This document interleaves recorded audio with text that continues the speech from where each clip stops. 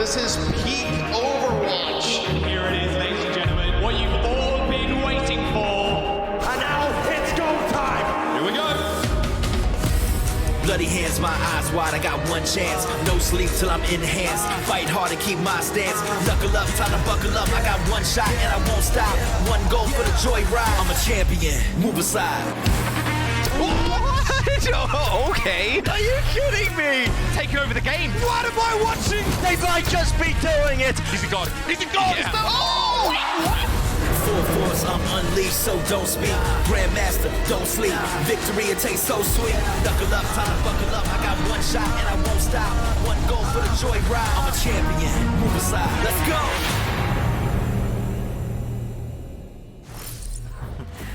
Welcome to the Watchpoint pre-show presented by State Farm. Zoe Schwint here, joined once again here in our virtual space by Jonathan Reinforced, Larson, Scott, Casa, Kennedy, and of course, Heidi husbands, Heidi wives, it is Danny Lim. Yo. Oh, okay. I thought there was a... Okay, yeah, that caught me surprised by surprise. Yes, thank you. Hide your wives and hide your husband, hide your kids. You didn't add kids. That's, no, Danny. Can we start again? Yeah, can we roll that top of the show maybe just one more time.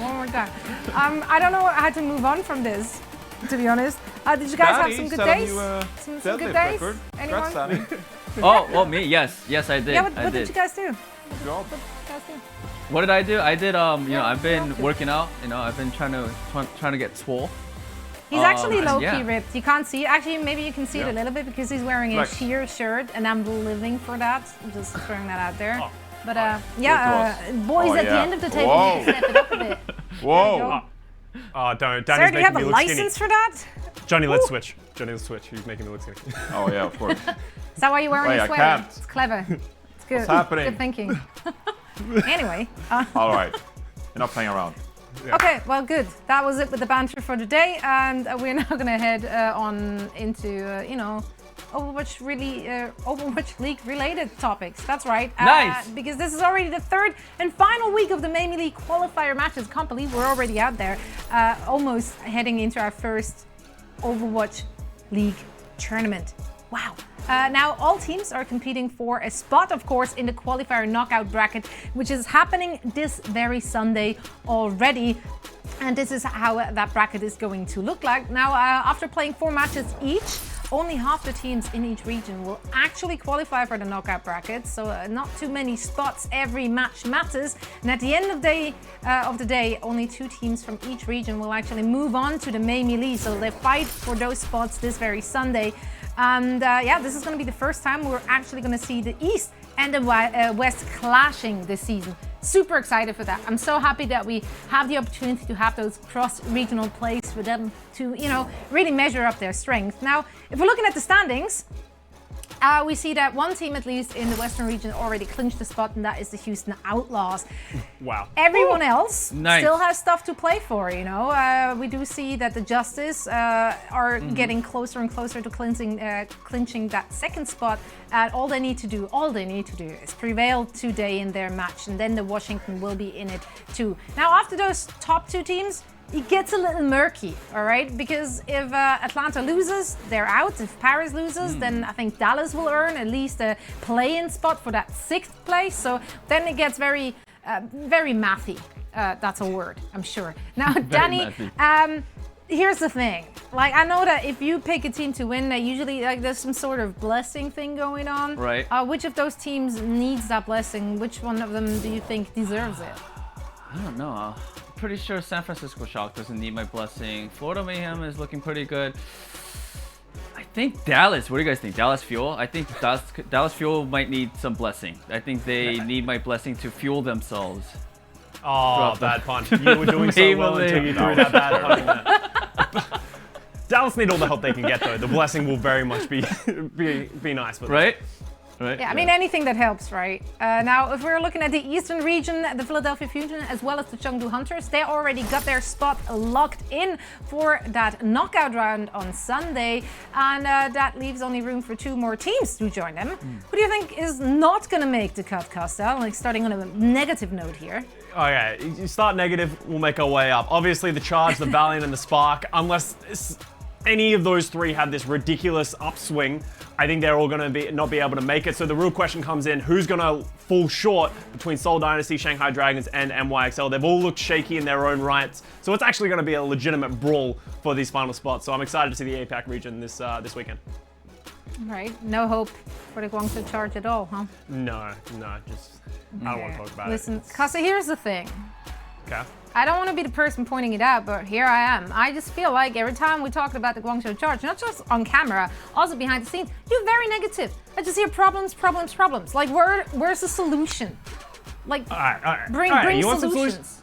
I got solutions for you. Okay, let me get into the shop. We'll get some solutions for you. Oh man, this one's gonna need a lot of work. It's salvageable. We can get it to run, but you know it's gonna need a lot. It's gonna cost you a pretty penny. So we need to kind of completely redo the backline of the Guangzhou Charge because it just doesn't run fast enough. Yeah, I watched Mandu play on the brig, and it took him 2.5 minutes to get half an hour. That's just not going to work. We're going to toss that out. Okay, Mandu, no more brig for you. We're not going to toss you out. Just going to toss out the brig, especially in double shield, mate. Come on, what are we thinking here? Of course it's not going to go fast, okay? And then we got to look around as well. Sportline at Crib, he's playing Baptiste. Mate, what are you doing? You're the Sandman, okay? You're supposed to play the Ana. You're playing a Wrecking Ball and a Diva. Mate, come on, think about it a little bit. Play the Ana, sleep some boys like I know you can. Come on, mate, you can do this. Come on, customization, let's go, baby. All right, and the rest of it for the Guangzhou Charge, you have good pieces, mate. All you guys gotta do is bring it together. Look at the strengths, okay? What strengths you got in there? You got Rio, very good at that main tank, underrated main tank in the league. And then you got your boy Krong. He's cracked. Just move some things around a little bit, sort of put some pieces over here, and we'll be at top speed in no time, okay, boys? Don't let it go to your head. We'll get some customizations. I'll pull you out of the shop. You guys will get some wins ahead of you. Don't worry about it. Some customization for you, mate. Right, I'd like to see the bill for that custom job. There he is again. What was that on your shirt? Asking for a friend. Okay, well, so we will break the fourth wall a little bit here. We needed something to look like oil, and I thought, you know, something that could look like oil is Vegemite. So as much as it looks like poo, it's actually not poo, it's Vegemite, which I don't know if it's better or worse because it just reeks of Vegemite in my room now, but hey, you know, you gotta do what you gotta do. We never know. We'll never know if that's really Vegemite or not. Yeah, actually, you have to try it. Is that really Vegemite? I need you to... Danny, we need you to get the whole assortment too. I need you to have Marmite, Vegemite, and Cenovis. I need you to taste them all, sample them, and then tell me which one you like best. I never had it, and we were talking about it, so he was telling me about Vegemite, and you know, it sounds interesting. I might try it. I gave him a whole history rundown on Vegemite and what happened in the war or after the war and how they made their own after they couldn't import Marmite anymore. I know my Veggie Marmite Cenovis history, tell you that. Now we're going to take a very quick break. I'll educate them more on the topic because it's really dear and near to my heart. And then afterwards we check in with the fans on the street, Boston, Atlanta, as well as Washington. So don't go anywhere. The Overwatch League is brought to you by State Farm. For auto, home, or renters insurance, like a good neighbor, State Farm is there.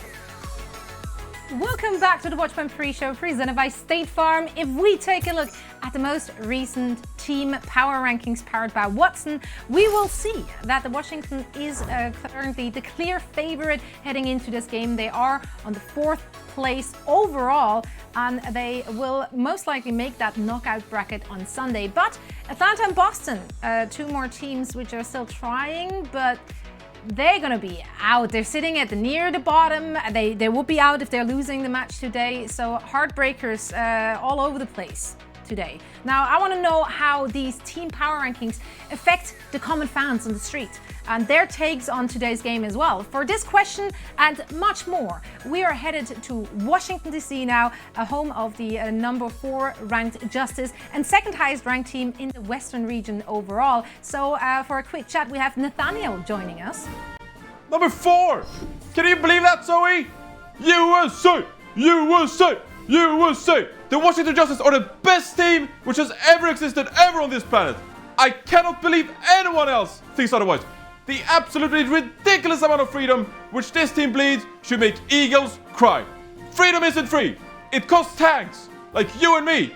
And if Mag and Fury are the best tank line in America, I don't know who is. There's no way that the Justice don't absolutely stomp on a team like Boston today.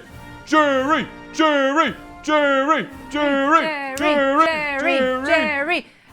Woo! Yes! I'm feeling it. The enthusiasm, you know, it's contagious. I feel freedom hit me, and it hit me hard. So now I kind of have to root for the Washington Justice. I understand why the fans are very hyped on that team. Now, for some words on the streets in Boston, we're going to check in with a local Uprising fan, Buster. Washington, Shamshington. Bunch of losers up on the beltway. Hey, okay. All right, we're 0-6 in maps. That's fine, that's fine. We're Boston, okay? We're Boston. We're used to that. We prefer that. We're the underdog down here. Remember how people thought we were trash in season 1? We crushed it in stage 3. You don't know what's gonna happen in Boston. Wild card, baby. One day, 1 second, we're giving you flowers. Next, there's a knife in your guts. Ha ha ha! That's Boston. Washington, we're coming for you. Capital my ass. That should be Boston. We'll win a map today. Book it, Buster. All right, Buster. What part of Boston exactly are you from? It's a very interesting accent you got going there for you, but you're excited about your team, and you know what? I'm living for that. I'm living for that. Love the support, even if they're not doing too great. Now, we heard from the fans in the north, so I want to head down south for some perspective from Atlanta's biggest silver sneaker fan, Paula. Paula, how you doing? Oh, bless your heart. Bless your meek, fragile, feeble brains. Y'all, can we talk? Can we talk, y'all? Atlanta is 0-2, but it doesn't feel like it, does it? We are the quietest loser that no one talks about. We're winning while we're losing and sipping sweet tea all the while. And we're fine just sitting on the porch, rocking away and watching the world pass us by. Do you remember Atlanta? Maybe not. Do you fear Atlanta? Maybe not. But the rain will rise again. The rain will rise again. The rain will rise again. All right, Paula. Thank you, Paula. Thank you so much. Take another sip of that water, if you will. If it's water, I'm not entirely sure, are we? But yeah, it's great to get the insight. Great to get some perspective, knowing where the fans are at, knowing how hyped they are, and I can already feel some rivalries brewing out in the streets. Now, speaking of great rivalries, tonight in the APAC region, the Seoul Dynasty and the New York Excelsior will face off in a classic rematch from back when the Dynasty's roster was technically still the London Spitfires. It's not really a classic rematch, but you know, for the sake of it, we're just gonna call them that. So let's actually take a look back and see how one of the league's best rivalries was actually born back in season 1. London Spitfire have done it! A golden state! A golden crown! Overwatch League champion!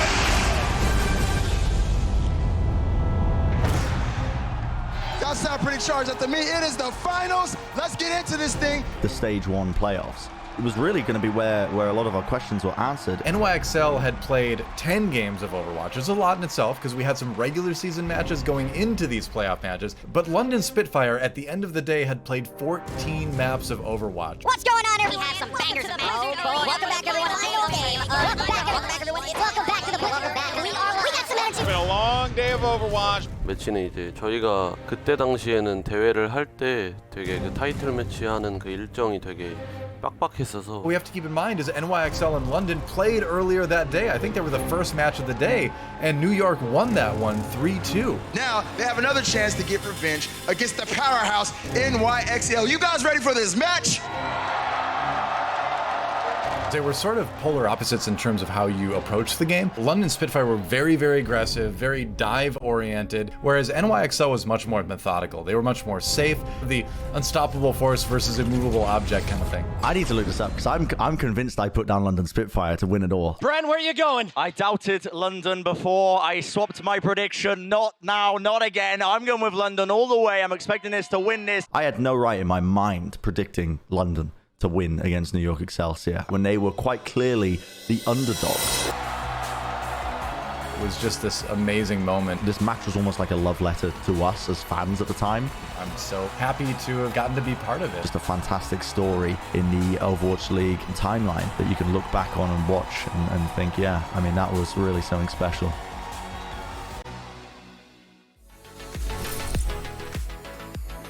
And you can watch the full version of that classic bout on your YouTube channel this very Tuesday. Now, we're very close to the Paris Eternal facing off against Defiant. On the desk is going to tell you who is going to win after this. The Overwatch League is brought to you by T-Mobile, America's largest and fastest 5G network. Set your sights on the competition with T-Mobile.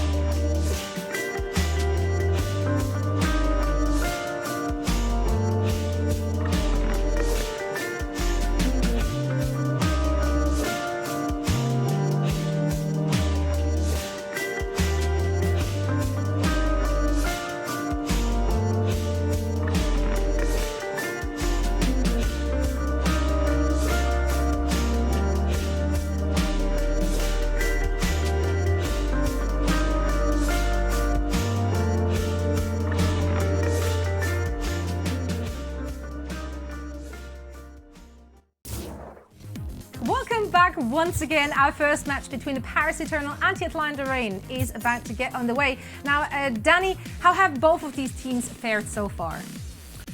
Well, both of the teams, they played 2 matches so far, and if you see the graphics, I mean, it's right there.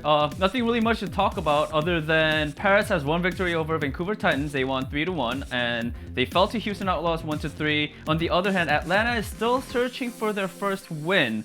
They fell to Florida 1-3, and then Toronto 2-3 in week 1.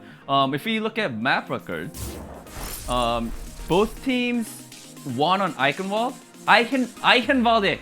Did I get that right? Oh, that was good. That was perfect. Yes. All right. But Paris, it. But Paris has more success on Hanamura and Watchpoint because they won that map, and yeah, that's about it. That's about it. Love it, Danny. Now, Reinforce, like both of those teams, it was pretty clear when you're watching them play that they are feeling most at home playing Reinhardt comps.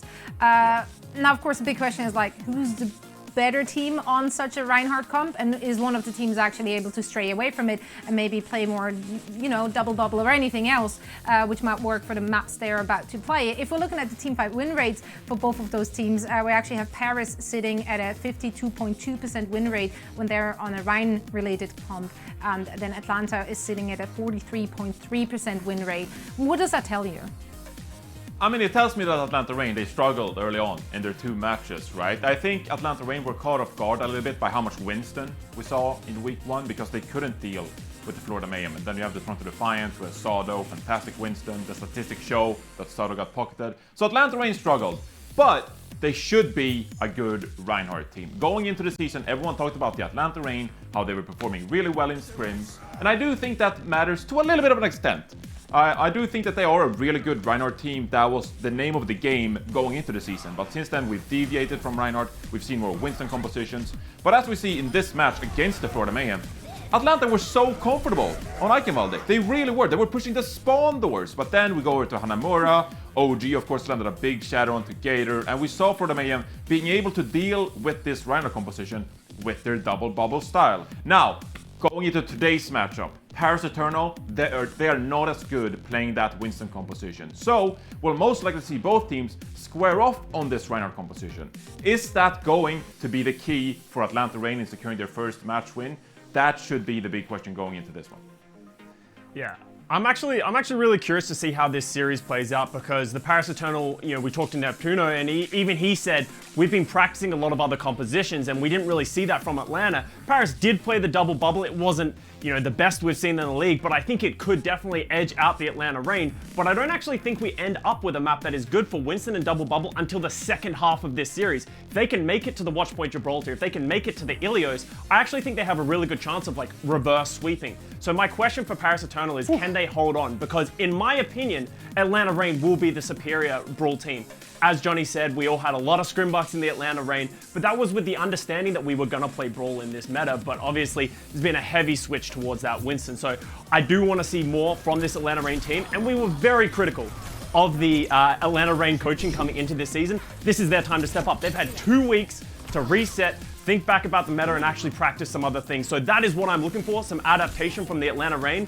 And for the Paris Eternal, you're just seeing his name on here right now. Wrath of Khan. This guy has been a standout player for the Paris Eternal. He's insane. His ability to play the Baptiste, not only are his lamps and his healing very effective, this dude just kills people. He just murders them from time to time and he just doesn't stop shooting. You just see here, he's just sitting on the high ground killing everybody.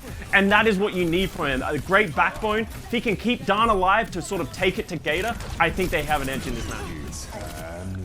I mean, there were a lot of standout performances on that team as well. Like Onigod really popped off on some of those maps. So definitely something the Atlanta Reign has to come in prepared for. And to be fair, like they had some time now, right? So they know that they don't get as far with the Brawl composition just based on their previous matches. So I very much hope that they have something up their sleeves for today's match against the Paris Eternal. Let's see where this one goes. Now, before we get on to our picks, I wanted to let you know that you too can pick games, and not just for bragging rights like we here on the desk. You could win $500 and this beautiful, beautiful statue of May. So all you have to do is head head over to pick'em.overwatchleague.com for your chance to win. Of course, you have to get the picks right. If you need any help with that, feel free to watch Reinforce's video on YouTube. You know, he's walking everyone through his own personal pick'ems with some great insight, actually. I learned a lot. Oh, I changed you. my pick'ems after watching that video.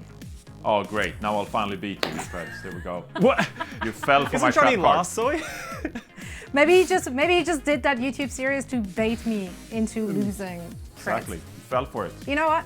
But I respect the hustle. I really, really respect it. It is a great video. Now it is time to reveal our picks of the day. I feel like we're all on the same page, but I might be wrong. So let's take a look, starting with you, Reinforce. Who you got for that first match? Well, I gotta go with the Atlanta Reign. I mean, people talked about their Reinhardt compositions, so I'm sticking with them being a really good Reinhardt team. That being said, Paris Eternal, their European Reinhardt team, they're going to play very fast. So, emphasis on May play for the Atlanta Reign. The May play has to be extremely good today. Yeah, I'm trusting in the process as well for the Atlanta Reign. I'm assuming they're going to come in with some good adaptations. And we do remember, Atlanta lost to two teams that were very good without Winston. We're not seeing that in the Paris Eternal. I think Atlanta's going to take it. Danny, who you got? I got Paris, actually. So, I don't know. I'm not too confident about this pick, but I just have this feeling that Paris is going to edge out today. Like, well, you know, based on our current standings here on the desk, like, you have one freebie, right? I know. Like, the only thing which can happen if you lose this one is that we're all at the same page. Yeah. other than Johnny, right? Bold. I like it. Oh, yeah, right. There's Johnny at the bottom. I forgot about it. I'll come back. Don't worry about it. Yeah, no. There's plenty of time. I also go with the Atlanta Reign. I do think that they're the superior brawl team. Despite, I know they've burned us before, but I still believe in them. I cannot part with my Scrimbox. I cannot part with all my Atlanta Reign merch, which is actually a lot. So yeah, you know, I'm sticking with Atlanta because I like it. Now let's check out our predictions for the rest of the day. Washington Justice going up against the Boston Uprising. Let's see where we're leaning here. It should be, yeah, there we go. I would have been very surprised if that would have been any different. However, you know, miracles do happen. Miracles do happen. Speaking of miracles, that's right. The match is about to start, but that's not the miracle I'm talking about. The miracle I'm talking about, it's our casting pair. Josh is looking mighty concerned right now. No idea where this transition is going. I don't know where that one was going. I was wondering, well, you kind of ruined it with your Yeah, I was wondering if you found out about my ECI qualification exam that I failed. But no, I mean, did you fail? I watched you guys take I was like, wow, am I getting fired? Like, whoa. Yeah. Like, no. But, it was tricky. A lot more math than I would have thought, to be honest. Yeah. I purposely chose a job which does not require any math. So yeah, that would not have been my exam to win. I used to only quite a like very it. small amount of math involved in counting up how many correct predictions the desk gets. So yeah, you guys don't have to do I know, right? Pluses and minuses. Okay. Didn't you fail the test too, Josh? Yeah, we don't talk about that. Yeah. I'm going to say back to the game. We're actually heading over to Matt and Uber right now. No. Don't pull him up. Don't take this away. See you later anyway, desk. You know, I actually quite like Danny's prediction, his little wildcard pick here of the Paris Eternal. Really? In a sort of sense. He's braver than me, because I went with the Atlanta Reign here, Josh. Right. But I think that the thing that Custer was pointing out on the desk as well when he was talking about this match is that, you know, the later it gets into the map pools of this series, the more likely it gets the Paris are going to be reverse sweeping because the maps start to favor them just that little bit more. And that's really going to be, I think, the overarching theme that we're going to see in this series between the Paris Eternal and the Atlanta Reign. It's a clash of two teams that have pretty similar styles, and I think the desk set that up really well. Both of these teams are favoring that Rush Reinhardt kind of competition, but we don't really know which is better. We haven't seen them directly tested against each other. I think from the eye test, a lot of people are favoring the Atlanta Reign, but they also don't have a match win on the board. You can argue, yeah, their opponents were a higher skill level, but at the end of the day, you need to be able to convert them, and especially that reverse sweep with the Toronto Defiant coming back and beating them, I think that's got a bit of doubt in the minds of all of the Atlanta supporters out there in the world. Especially, Bren, when you think back to their previous season when they are still at the moment, actually, trying to cast off that reputation of of just being the gatekeeper team. They want to be more than that. They have the talent to be more than that. And yet they've always struggled to beat teams that are, in any sense, competitive or going for that upper level. Is Paris there yet? I don't think we quite know because it's so early on in the season. Yeah, what I will say about Paris, though, is they're a team that have been, I think, the longer they're getting these reps, these actual official matches, the better they've really been looking over the course of it as well. And a lot of people have had them very, very low in terms of their rankings, and they have really been trying to just kind of disprove that as we move forward. And we can see the Paris starters here, and again, it's probably going to be pretty similar faces as you can see. Actually going to be opting for Suna playing as well, so I think in the first map, probably going to be seeing a lot of alternating between maybe not a lot of rush comp. I don't know if you agree with me there, Josh. Probably going to be seeing Suna playing the Tracer a lot more.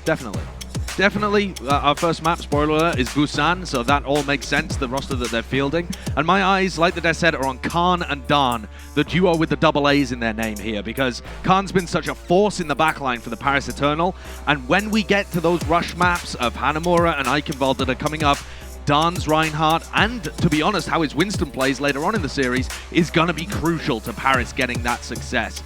A lot of stress on these guys. Take a look at the Atlanta starters though, Bren, because you're saying, oh yeah, it's all pretty normal, it's all good. Well, Atlanta are pulling something really interesting out here. Iris and Pelican in the back line. What? Okay, yeah, I mean, we've seen a bit of Can you tell me what this is? From some other teams. I cannot say what this is. I mean, I'm hoping for something amazing here because this is wild. This is cool. They've got Edison in probably to play the Tracer, Kai with some long-range hit scan if you think about the normal compositions that are used on Busan. But then what are they doing with their backline there? Are they trying to run Pelican on maybe a BAP and trying to run like a BAP Zen backline and they want someone who can really frag? I don't know. And I don't have enough understanding of what heroes Pelican can play in a support capacity to really predict what's going to happen here. This is new, this is exciting. We know that Pelican's a fantastic player, but we think of him as a DPS player for sure. Yeah, absolutely. I'll admit as well, there's a gap in my knowledge in terms of the hero pools of like Pelican in terms of what supports he can play, mainly because I didn't think it was ever going to come up when I was watching an Atlanta Reign game, so I didn't really think to look it up. But it could be a scenario like a lot of these guys when they were playing the GOATS composition, we see DPS players moving over to Brigitte, for example. I don't think that will be the case, but it could be. I mean, we've seen it with, for example, Jake, I think is the most obvious example that we've had this year of a guy who's just kind of known for his DPS, but has been playing mainly in the main support role. There were many other examples before as well, like people like Rascal as well, a DPS player historically who picked up the BAP and the Brig during that GOATS kind of era and realized that he had a talent for being able to play certain supports where you need to rely on not just your mechanics but your excellent positioning skills as well, something that a lot of DPS players really hone. Whatever they come out with here, though, Brent, I'm going to be excited because this is an interesting look for the Atlanta Reign. People are talking about how good their DPS line is. Well, they found a way to play 3 of them all at the same time here on Busan. Yeah, that's the big question mark. You can see the last time these two teams met as well was in the 2020 North American playoffs, and it was a 3-2 victory for Atlanta. Now, this time, I imagine, obviously, the Paris Eternal are going to be looking to make that the other way around. But this is a very, very important match for both of these teams in terms of their qualification here. In particular, the Atlanta Reign being 0-2 down overall, which is something that Desk was hammering quite a lot. Because, again, you only played 4 qualification matches for the May Melee to get into the knockouts. So, and the knockouts, again, a reminder, this weekend, actually. I believe it's on Sunday. So they are coming up very quickly. They certainly are. My eyes are on Suna and Edison, to be honest, although Kai and Odegaard is a fantastic matchup as well of those kind of backline DPS talents. Gator got knocked down incredibly weak there, though. He's going to have to back off, and Iris and Pelican really don't have that much healing to be able to keep a ball and top him back up repeatedly, so that was a huge amount of damage that Gator just sustained, and that's slowed things down for Atlanta somewhat. Oh, Gator gets knocked off the edge of the map by Dan. Off the side when you're playing Wrecking Ball? That's unfortunate.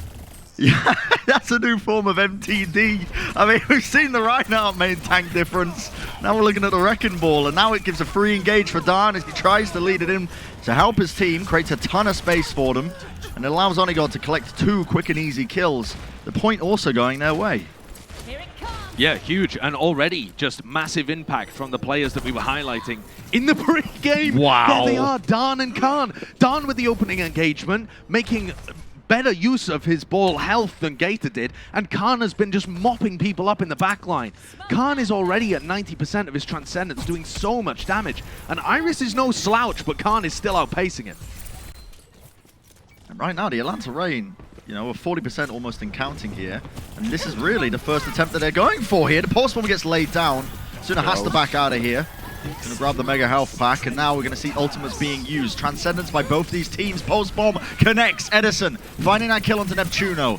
The burst damage just piercing straight through the superior healing.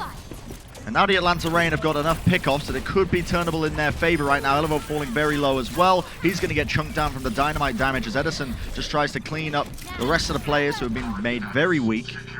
And it will be the team fight going their way. Still a little bit of a recontest now from Dan as he's going to roll through with the mines. But not really going to be able to do too much with it. Yeah, I'm interested in what the idea was there. Perhaps thought that he would just be able to pick off a single weak player, or manage to catch Edison perhaps. And here's Pelican with a rally as well. That's just going to slow things down for the Paris Eternal, buy some more time and space for Atlanta, and see if they can get set up. Kai was able to get the better end of the Ashe 1v1 in that fight too, so he could pump out a ton more damage as the fight went slow and long, which is a theme so far here. We think of Atlanta as being a very fast-paced, aggressive team, but this comp so far playing extremely slowly. See, Kai has to send that bomb in the back line. Suna though, classic combo to grab with the post bomb. Removes 3.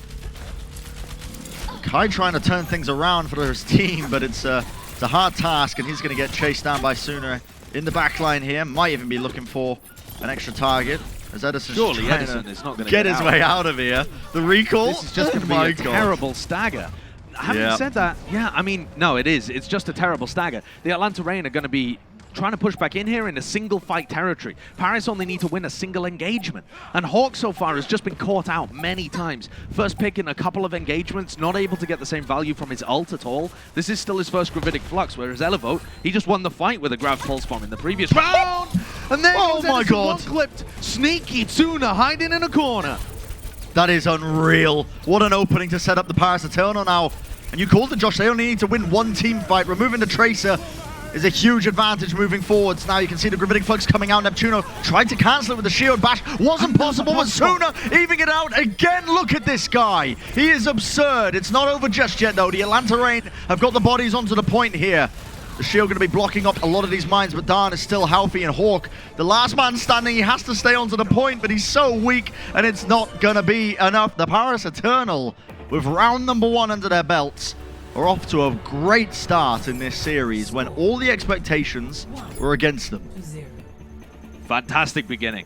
We don't really have that much understanding of how good these teams are at ball kind of compositions. They are slower paced than Rush. They play in an incredibly different way. It's about poking your opponents down from range and being able to set up very nicely coordinated plays with the Tracer and the ball, this kind of thing. Suna had an amazing round. Not just that pulse bomb, which is well coordinated, but he was keeping Edison in check. He was able to pressure the backline multiple times. Just a really solid round from someone who got so undervalued last year playing for the Vancouver Titans. Suna has come out with a resurgence in 2021. I remember as well consistently, Suna, the coaches that were working with him were always saying how good his Tracer was. Absolutely, that was one of the main talking points. But we never saw actually seen it. Yeah, we never actually saw it. But now we're finally seeing, it come to fruition, and it's wonderful to see. He really did turn up in that. He's very weak there, though.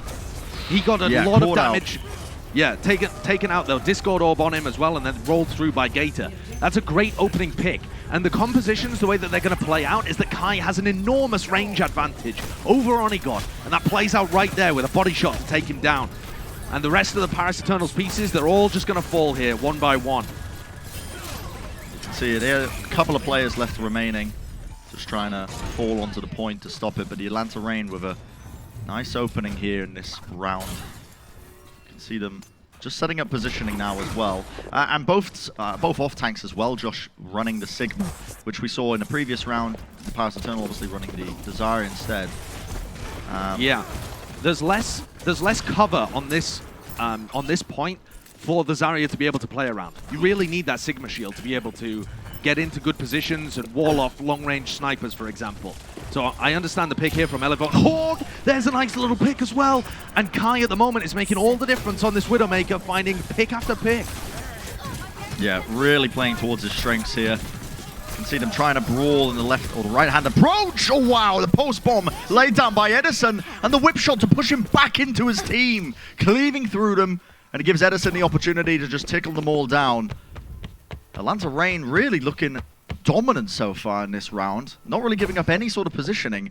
A lot of it off the back of the fact that they just cannot clear Kai off these angles. Yeah, and I think one of the big difference makers in the prior round was Elevote Zarya and how that was able to just maintain positioning and hold it against the Atlanta Reign when they were coming in. And this time around, it's much more even. The Sigmas are just battling, spamming against each other's shields, and it creates all of this space for Kai to go around. That's a big engagement from Dan, and Khan's actually used his trance to come into this. Interesting. I don't know why the Transcendence was used, and Kai obviously didn't get taken out there. The Gravitic Flux to try and turn this fight. The Powers Eternal are committing everything into this. A lot of ultimates being used, and the longer it goes, the worse it's getting for them. 85% in counting. The Atlanta Reign, I think that might just be it, because they're going to start playing forwards now. If Dan is able to touch, maybe he can get the overtime going, but they're going to be man-marking him the entire time, stopping him from getting anywhere, Josh. This looks like it might just be over. Yeah, there it is. Atlanta respond immediately back. What a back-and-forth game so far. The first round was pretty comfortably in the Paris Eternals' favor. A bit more of a condensed environment that favored their Zarya. And instead, as soon as you get to open territory where Kai and Edison can have more impact, suddenly Zuna went completely quiet. Onigod getting shut down repeatedly. And now here we go again, a completely different environment in which to brawl. And brawl is the name of the game for Paris Eternal. They're going over to a rush comp. Right. Atlanta, I would have expected them to mirror this, but they're not going to go for it. They're going for their own poke. Just keeping things exactly the same throughout Busan. I guess that does make sense, though. Yeah, I mean, Pelican wouldn't really play the Lucio, so maybe they're kind of forced to not mirror the rush. They're forced, I think. Yeah, their hand has been forced because Pelican might be playing the Brigitte here, so they can't play the rush comps that we've been singing the praises of the entirety for the Atlanta Reign. It's what they looked best at. It gives the Paris Eternal a win con, at least, if they know how to find a lot of the weaknesses in what Atlanta Reign are running here. Edison, though, they don't actually realize he's there. He's going to be trying to get capitalizing off of a bit of this damage that's being poked around here by the Paris Eternal, and this rotation game is so important. The Paris Eternal are just trying to catch one of these players out, and Atlanta Reign are just constantly kiting them backwards, dealing damage. This poke overwhelming, see? You're looking for opportunities that Edison can follow up on. Really well played there by Atlanta Reign. And this is why at the top level these rush compositions can sometimes not work out. Just fantastic baiting and kiting from Atlanta. Pelicans died though in the middle of this, and Paris look like they still want to try and turn it around. It's going to be a hard task. Hawkins are going down here. Edison, though, it's his job being done. He's just trying to clean up a lot of these plays. The D-Mech to Elevote is massive. Is Elevote not going to reset here? He's going to actually try and rebuild another mech. That feels like it's going to take a long time. Yeah, Atlanta just a very long time. Atlanta are just ticking it up the entire time here. Edison's got a pulse bomb. Yo, okay, forced out the Immortality Field, the Amp Matrix as well. Holy moly, if Khan wasn't quick with that, that would have been another little highlight reel. Flashbang comes out, Edison just trying to survive, trying to dodge and juke. Crouching, trying to avoid a lot of these shots, but eventually taken down. Asuna will capitalize, and now the rotation begins as the Paris Eternal are looking to try and catch any of these players out of position. Hawk has to drop down to the low ground. At the same time, Elevote, again, I don't believe he was in his mech, gets taken out I don't think he was. by Gator. Yeah, and what a weird fight, because Paris committing without their Diva being actually in the main form. Look at Dan getting bullied down the tube as well. They're getting flushed away, essentially. And now the entirety of Paris are on the low ground. It's not too bad for them. They can still play the point. Use their dead eye. Oh, they've been lifted up in the air. Yep, Suna almost getting rewarded for that Gravitic Flux being used on him. He's going to get pressured pretty heavily now. The Amp Matrix has to be committed from the Paris Eternal. A lot of ultimates being used, Transcendence to keep the rest of Atlanta Reign healthy, and now the Disco Orb also being applied to the key targets. Iris is just doing his best to keep the rest of the Paris Eternal in check. Blizzard going to be laid out now across the battlefield as Hawk is going to get frozen. may be taken down. It could be an opportunity for the Paris Eternal to work with, but this is the final fight. And as the DMEC comes out onto Elevote, the players fall one by one, and the Atlanta Reign, they make it look easy, Josh. What a dominant performance on the last 2 rounds there. Well, the Atlanta supporters have got to be scared when they dropped the first round of Busan, but they responded back and showcased that they are in it to win it here today. Their first match looking to be put on the board.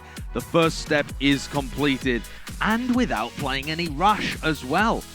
So we really don't yet have our answer in terms of which team looks to be better on rush. Hanamura and Eichenwald coming up next will give us some idea, but until then, we're probably going to see the DPS and the support systems rolled around a little bit. I doubt that we're going to be seeing Pelican on that Lucio. Great strides made by the Atlanta Reign, I think, in terms of their compositions outside of the rush. And we're going to see how that continues as well, as the series will proceed after the break, ladies and gentlemen. Don't go anywhere. You know you don't want to miss it. The Overwatch League is brought to you by T-Mobile, America's largest and fastest 5G network. Set your sights on the competition with T-Mobile. And by Indeed, we help people get jobs.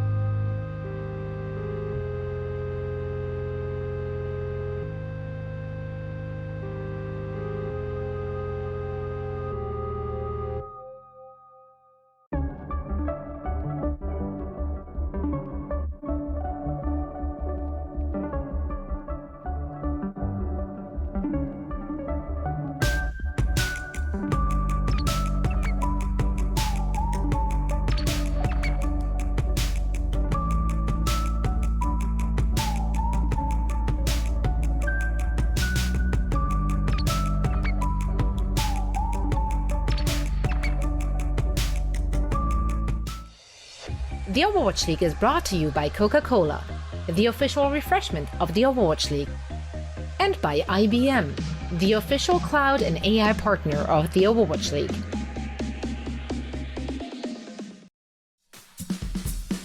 Well, the May Melee tournament is almost here, and make sure to get your Week 3 qualifier and Knockout Sunday picks in. We're pretty sure 76.5% of you can beat Custer, so go to pick'em.overwatchleague.com to play today. And yeah, my pick'ems have been going, you know, it's hit or miss, honestly. I've been having a lot of issues with the APAC region, Josh. I don't know if you have as well. Sure. Yeah, I mean, everything's always in flux at the beginning of the season. If you're truly a prediction god, it's not about getting them right at the beginning. It's about getting them right as the season goes longer and peaking towards the end. Let's take a look at our power rankings of IBM. Watson as well. As you can see, a couple of the past Eternal players just sneaking up there. Dan and Elevote as well. 18 and 19. Not bad at all. No, not bad in the slightest. I mean, if they can keep up this kind of performance and be essentially league average, because that's what it means to be around 18th, 19th in terms of our tanks overall, if they can keep that up, Paris are going to be really happy with that level of performance coming out. Remember that this is a team that the expectations set by the community were to be somewhere round towards the bottom of our North American pack. And already they have a win on the board, which is good, and they're looking somewhat competitive in this game. They had that first round that they were able to take on Busan. Okay, they kind of fell over in the next two, but they clearly have some skills and some skill sets to be able to work on. Remember, this is also a team that took a map off the Houston Outlaws, who a lot of people have ranked way high up in terms of North America too. As you can see, the subs coming in. Naga is going to be in for Suna, which is going to be indicating we're going to start to see probably, I want to say, some rush compositions as well. Massa also for Pelican, and Pelican swapping back into the DPS role in place of Edison. So definitely going to be seeing rush on either side as both these teams clash. It certainly seems likely, and this is where the questions get answered. Our next two maps, Hanamura and Eichenwald, very much rush compositions, especially within the North American region. We've seen a couple of teams do something slightly different, so it's not guaranteed, but it seems likely. And we've already seen that Paris Eternal have a very good rush. They were able to beat the Houston Outlaws on one of the maps. They were very good when it came to Havana. The Atlanta Reign, via the eye test and via their win over the Florida Mayhem on Eichenwald, were fantastic too. Who ends up getting the better end of this? Who is the premier rush team between Paris and Atlanta? And can that even hold over the course of a series? Yeah, a lot of questions on this one. I've actually been steadily impressed, I think, with the Paris Eternals' understanding of how to play the rush compositions on Hanamura in particular. Is that? They have a good grasp of whether, you know, essentially where to be taking successful fights, I think, particularly on point A. The whole field. We've seen it like well. They're always kind of like wondering, okay, are they going to be pulling out like the Symmetra to try and TP above us? Do we need to play back on point? Do we play closer to the choke point? Feed, though. And those steady improvements, they all add up over time, and this could be quite a competitive map indeed. As the Atlanta Reign are on the attacking side, it's going to be their opportunity to show and set the pace, I suppose, of how the map is going to be going, set the win condition for the Paris Eternal to see what they can match against. Yeah, I'm interested to see whether Kai continues with this Hangzhou pick as well. Obviously, he might just be using it for a Sonic Arrow or something like that, but we have actually seen a couple of teams try and use this strategy to catch people off. Here goes Dan, back towards the point, and I will say, the European teams are excellent at understanding the metagame around Hanamura. You have to respect the fact that your opponents could be running a Symmetra, so they tend to hold a little further back and try and play reactively. Yep. Absolutely. Well, the Atlanta Reign are not going to be running the sim, but they're going to be trying to get through this initial choke point. Elevo gets demeched. Caught out of position. I'm not quite sure how that happened, if he was just trying to peel away, but losing one of your tanks is disastrous, and as well, a last-ditch charge coming in from Dan here. The Immortality Field eventually going to be broken. The Atlanta Reign have no issues whatsoever. I'm just picking up the pieces here, and eventually they are going to be able to cap this checkpoint A. Yeah, superb stuff there from the Atlanta Reign. They're able to capture that with ease, honestly. And Kai moving over to the Hangzhou too. That's going to give them a different tool to be able to work with as we go towards point B as well. So I'm interested to see now what Atlanta tend to do. I think posting up on the high ground and trying to use the Amp Matrix to push up Paris Eternal back and secure that high ground position for Kai. Kai and Iris should be able to do a lot of damage from some good high ground position. So for Paris Eternal, I think it's about turning up the tempo here. Stopping Iris from getting off that really nice Amp Matrix, and there they go. Onigod's just caught out. That's a friendly wall. He's like looking for a flank opportunity. They may not realize he's there, but the players have fallen. Naga and Khan are gone. Kai with the amplification matrix, just shredding through them, sending the arrows straight through it. And And Onigod, he would try to go for a little bit of a flank attempt, wasn't going to be doing anything at all. 5 minutes and 19 seconds, Josh. I mean, you blink and you miss it. Yeah, that was rapid. I mean, if this continues, we have our answer in terms of which team is better at Rush. The Atlanta Reign came in prepared, and they just dominated Paris on that attacking half. The Paris Eternal actually look really shaky in terms of playing at the tempo that Atlanta Reign are forcing them to play at. When Paris went for that aggressive defense, the wall there and like the way that Onigod pathed and the fact that Dan wasn't actually able to get over onto the high ground and swing, Atlanta had already read what they were doing. And Paris' execution was kind of sloppy as well. Those mistakes only happen when you're playing fast. If you have all the time in the world to think about what you're doing, mistakes are pretty minimal. But when it gets hot, when the heat raises in the kitchen, I'm not sure that the Paris Eternal are going to be able to keep up. It's true, it's true. Just thinking if that was an actual phrase that I've heard before. When the heat raises in the kitchen. And I was also wondering, that led me to another train of thought. I was wondering if you've ever actually cooked. Oh, definitely. Yeah, no, I've microwaved meals before. Sure, that's the same, right? Yeah, sure. I mean, I'm not going to grill you too much. There's like, you can pick apart, I think, 10 things I say in a single sentence, and you can also do the exact same. So I'm not even going to go there. Don't throw rocks in greenhouses or something like that. I don't know. Glass houses. I mean, that's unbelievable. That's unbelievable. But I'm just going to skip straight past it. Onigod's got a Symmetra. Look at the sim strat here as well. This could be what Paris need to be able to set a similar kind of time. And Atlanta Reign getting right up in their faces. Massa's boops are so crucial there. Yeah. They recognize that they don't want to let them put the TP down. There's two options when you're running the sim. You either fight them onto the point once they've all TP'd through, or you fight them early as they're getting ready to TP. And they're both moments of weakness, and Atlanta Reign have chosen to fight directly at this choke point. It's paid off, they haven't lost anybody, and it's really just staved off the Paris Eternal now. They're not even letting them get into position to set up these TPs. Now, okay, they're going to go straight up onto the high ground to try and take out Massa, but he recognizes it. He backs off, and they've caught out one of the main tanks. Fantastic boops here from Massa. They're so good. Every time they try and go for a teleport, he's booping them back, trying to isolate individual targets for the rest of his team to pick to pieces. It's so well played by the Lucio. Not a role that we could normally think about as being highly impactful, very flashy, but Massa's making it look like it there. It's so crucial that your Lucio tries to make these kind of plays in rush compositions, because it's one of the only ways of being able to separate targets from each other. Still running the Symmetra. They want to be trying to capitalize off of the ult that they've built. And this time a bit more respect is being shown. The Atlanta Reign not quick off the mark. You can see a lot of ultimates being committed.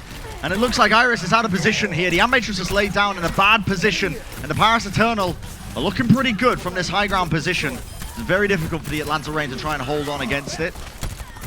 And they're going to be losing players steadily and surely. Eventually the Paris Eternal going to be able to cap this up. Yeah, I think Kai was one of the last people who could really try and even contest it. So great engage there by the Paris Eternal. I'm a little bit curious. I don't know if you can expand on it though, Josh. I was wondering why the Atlanta Reign, out of all the times, they were always playing hard and fast into the TPs before they could get them off. And that time they just didn't. They let them set up. Yeah, I'm not exactly sure there. It seemed like Atlanta wanted to go aggressive, but Paris had kind of read it and forced out some cooldowns, so the opportunity just wasn't there. What I'm also interested in too is, anytime you can get Khan up on a high ground with an Amp Matrix, that seems like it's a one fight for the Paris Eternal. They've got Khan up again, and there comes Dan around the side. They thought he'd gone through the teleporter, and instead he lays down the hammer. God, this is some EU double Gloucester cheese. I've never seen anything like it. They baited him. They thought that Dan was playing with the rest of the team when he was going for the wraparound flanking Earth Shatter. I mean, that's one of those plays that is probably only going to work once, but when it does, it secures you a pretty nice time. And look, Kai in the match chat as well, giving respect to Paris, saying, that was awesome. Yeah. Yeah. They can appreciate that. What a lovely set play there that from the so Paris smart. And Bren, that has got the time back within a minute. It looked impossible for Paris to be able to do that. Here's our IBM replay as well. Look at that. They expect everybody to be teleporting up to the left-hand side. It's a classic move for Paris. And instead, comes around the back with the 4-man shatter. What a play. It is so, so clever. So clever, yeah. And the appreciation being shown. I don't think we caught it on the mainstream. Maybe you guys did, but yeah, the Atlanta Reign were like, wow, that is something else. And it's a competitive game that we got here. Still, the time bank obviously gets whittled down, but both these teams with very, very winnable scenarios in front of them here. 2 minutes versus the 2 minutes 54 seconds. And the Paris Eternal, obviously, they've got the lesser time bank, so they're going to be on the attacking side first. And they've actually been... This is the interesting part of the Assault game mode as well, is that you've already gone through it once, and now you're going to start to see how are the Paris Eternal going to adapt around this sim. They know that the Atlanta Reign are playing aggressive into them. What are they going to do to counteract that? And have they got any more cheese? The French are known for it. We've got some brie, some camembert coming out. What you got for me? Where are they going? Just going to be poking. Okay, TPing straight to point. I wonder if everybody got through there. Yeah, so did I, but they just decided to full-on commit to it. They've got the turrets down as well. It's stopping them from pushing right through this main checkpoint. Very difficult to try and engage through here. Eventually going to push through, but the ice wall is up. And Ada caught out of position, but it's Dan who's the first one to fall. I believe the ice wall of Pelican may have cut off the line of sight of the Immortality field. Prevented him from really... They allowed the Atlanta Reign, I think, to really cut off a lot here. And on the defense side, only one player remaining. Elevote might be able to get out. Yes, does indeed. Onigod not so lucky. And Naga's wall was just a little too late there. The idea being that in Atlanta, they have to struggle and push past those turrets that are being set up by the Symmetra. And then once they fully commit to the point, Naga's wall should be straight up behind them. And instead, Paris weren't quite able to get that off in time, and they got a good execute in onto Dan. Khan, though, here again with another Amp Matrix. I said it before, I'll say it again. Get this guy on a high ground and let him shoot through his own Amp Matrix, and he's going to deliver you kills and clutch the fight. Can they do that again? Can they find a good position for him? They've only got 30 seconds. There's not that much time to be sneaky. Typically, we've seen so many teams just take their time with this one. Gator playing all the way up into their faces, lays down a shatter, but not getting too much work done. It doesn't matter, though. The damage is already done as he's swinging into them, and the Blizzard will not be enough to try and take down these members. It freezes them up, but not for much longer. And this stagger, the final few seconds onto Elevote, they recognize, well, you got 9 seconds left. You might be able to touch with one person, but you're not going to be taking a 6v6 fight. And there it is. At the end of the day, though, Brent, 53.7% is winnable. It might not seem like it, considering how quickly the Atlanta Reign did their first attacking round. But in any normal circumstance, Hanamura at point A is pretty defensible for 2.5 minutes. Almost 3 minutes, actually. So it is still feasible that Paris could come out with the win here. But they're going to have to be clinical in how they defend. They should have an idea, though, that it's possible Kai could be bringing out the same Hangzhou pick that we saw previously, which puts a very different twist into how the rush comp works. All of these high grounds, which previously would have been inaccessible to a McCree or even to a Symmetra, because the turret is much more readable than a Hangzhou just clambering up the walls, you have to be conscious of those areas. So a lot of focus on Neptuno, on Elevote, to try and deny Kai from those high grounds if the Paris Eternal decide to defend closer to the first choke point. Those are the players that I'm looking at to try and shut down Kai.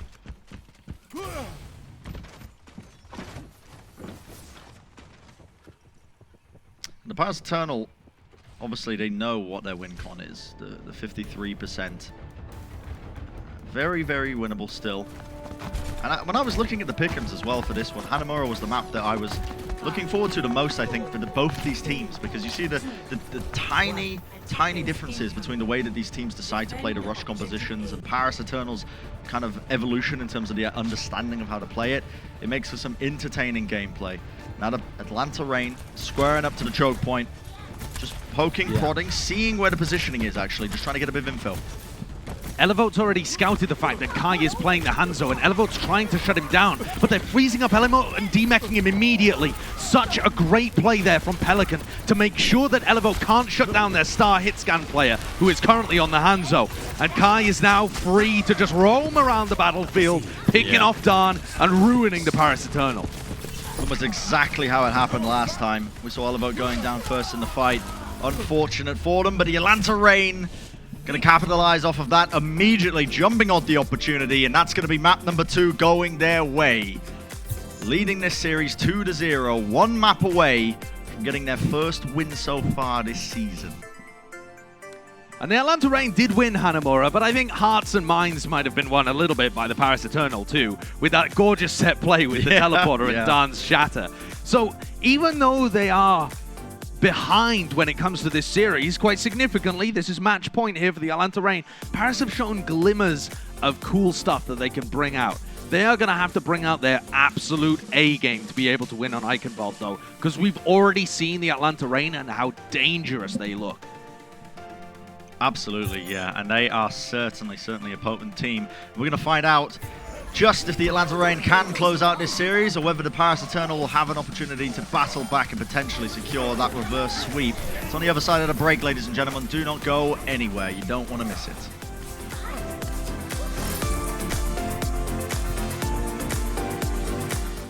The Overwatch League is brought to you by T-Mobile, America's largest and fastest 5G network.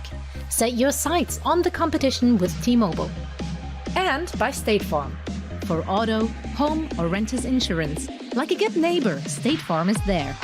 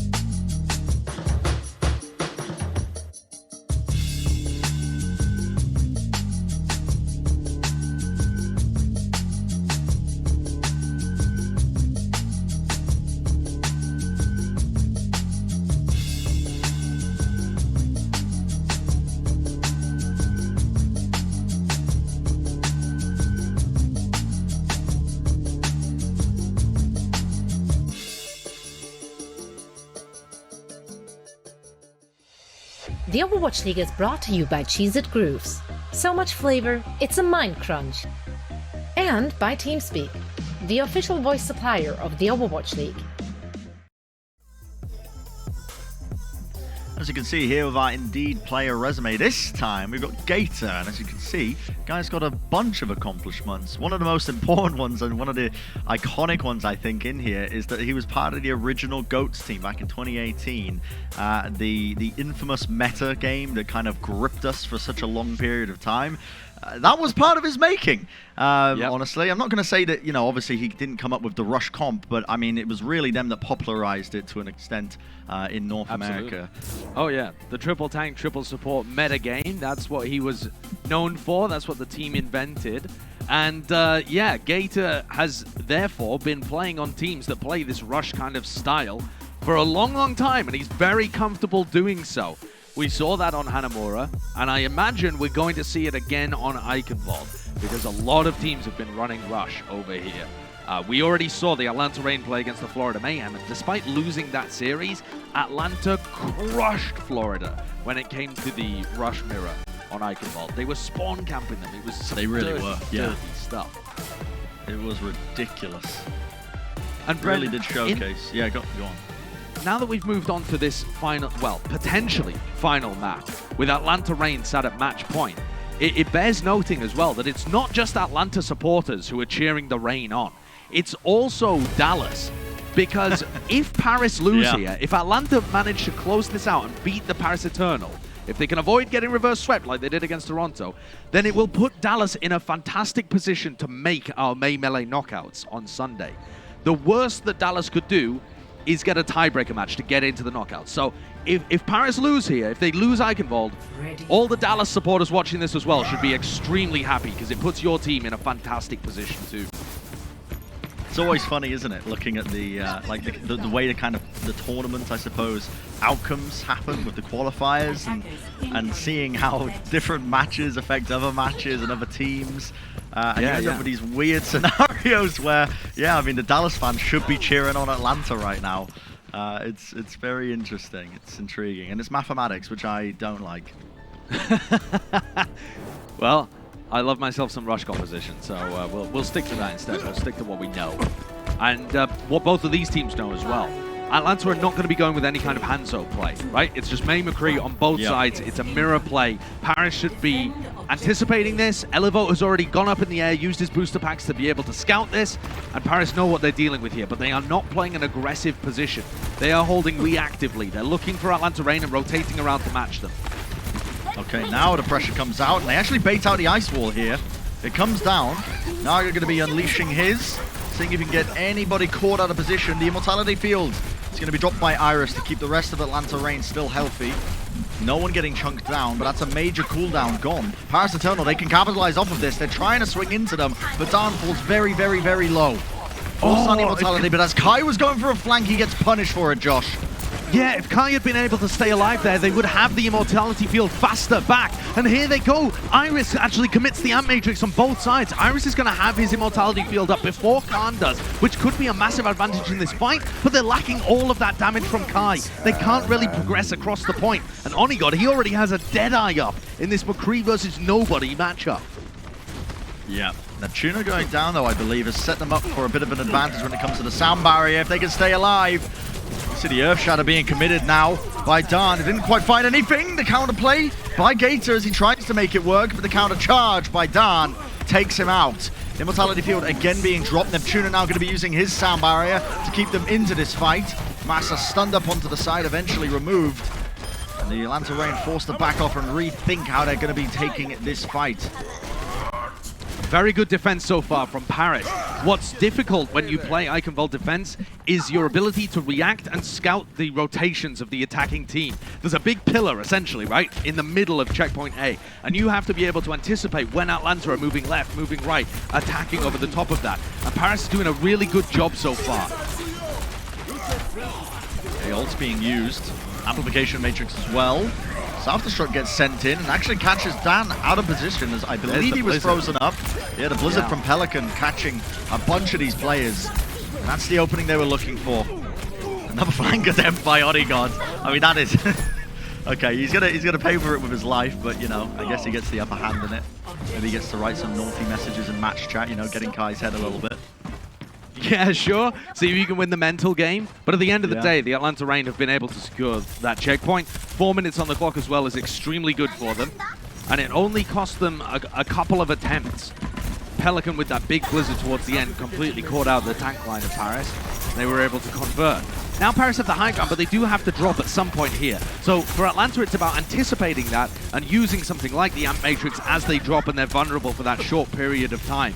In the meantime, though, Gator's just going to try and get as much free push as he can, but he must not get caught here. Just searching for a couple of heads. You're exactly right, Gator just looking for that free push, but it's so easy to get pressure from the high ground. He's going to start swinging into them. Definitely has the heals. There's the main wall. Now the engagement. Darn dropping down. The Earth Shatter connects. The shield was not being held. The charge comboing into the Deadeye. And that's going to stop them right in their tracks here. The Paris Eternal now stopping the card here is a massive, massive bonus for them. It gives them the choke point to now play around. And Naga's wall there was crucial because it stopped Gator from being able to see what was happening as everybody fell down, and Dan was able to get in a great position without Gator really understanding what was going on and where everybody was positioned in the fight. Atlanta have some decent ultimates to be able to work with here. Blizzard on both sides. And it looks like they are taking the long route around up the top. But again, Naga's wall is so good at separating them. Okay, trading out the players here. Paris want to be playing into them. Blizzard's going to be traded by both these teams. It's going to catch a few of them. Sound Barrier unleashed now by Massa. It's going to give them the health they need to try and win out this team fight. Self-destruct's going to be committed by Elevote, so he can remake and get back into the action as fast as possible. Still, it might not be enough. Too many players of the Paris Eternal have fallen. The Atlanta Reign, as they get the players back in, coming off the back of the spawn, they're going to be in a pretty comfortable position now as the cart rolls forwards towards the bridge. Both of these teams are really smart in how they're taking these rotations. Atlanta tried to speed boost underneath and up the stairs to take high ground away from Paris. And Paris, with a perfect May wall, cut them off. So Atlanta just commit fully underneath and use their sound barrier. Here we go again. Paris contesting high ground. They're going to give most of the bridge over. Nope, it's a little bit of a bait. They wrap back around and Amp Matrixes are traded. Yeah, both players leading it down. You can see it actually did catch onto Hawk. Has to use the self-destruct. The Deadeye being used from the back line. Kai just trying to put pressure onto all of them. What a boop! Beautiful play coming out from Massa. He paid for it with his life, but he set up his team for success. Wonderful, wonderful work comboing into the Deadeye, and it makes Kai look like the hero. That's such a good play. Massa has been a beast throughout this game so far as well. Always getting impact on the Lucio. He wasn't in for map 1, but he's already made his presence felt in maps 2 and maps 3. And Atlanta keep this momentum going. Pelican's now 30% ahead in terms of his Blizzard here as well. I don't know whether they're going to know that Pelican has it already available. See him just trying to get the freeze up now. As you can see, the wall comes up just a little bit too late. The Earth Shatter connecting. Darn finding a bunch of targets. The freeze still there. It's a good immortality kill for Iris. Yep, and what an Earth Shatter! Immediately comes out. Neptuno has to use the sound barrier. Khan also using the amplification matrix, so double support ults committed into this fight. And a last-ditch Blizzard just to try and turn this fight into their favor. Massa with the sound barrier, but not enough to save Gator. Self-destruct, maybe just to try and seal the deal with this team fight. Still quite scrappy, and the Atlanta Reign want to continue to brawl. Everybody is so weak there from the Paris Eternal, but Kai's Deadeye, I don't think it's going to find them. The positioning is just too decent. There was another attempt at a boot there, I think, but it doesn't quite get it this time around. Kai not delivered the kills, not looking like the hero this time, and Atlanta Reign, they're going to have to reset. 1.5 minutes on the clock. I've got to say, Brent, if Massa's sound barrier had caught Gator there, they probably win that engagement and keep the momentum going. But it's a matter of just milliseconds away. Gator fell, just body blocked and destroyed whilst he was frozen up inside of Naga's Blizzard.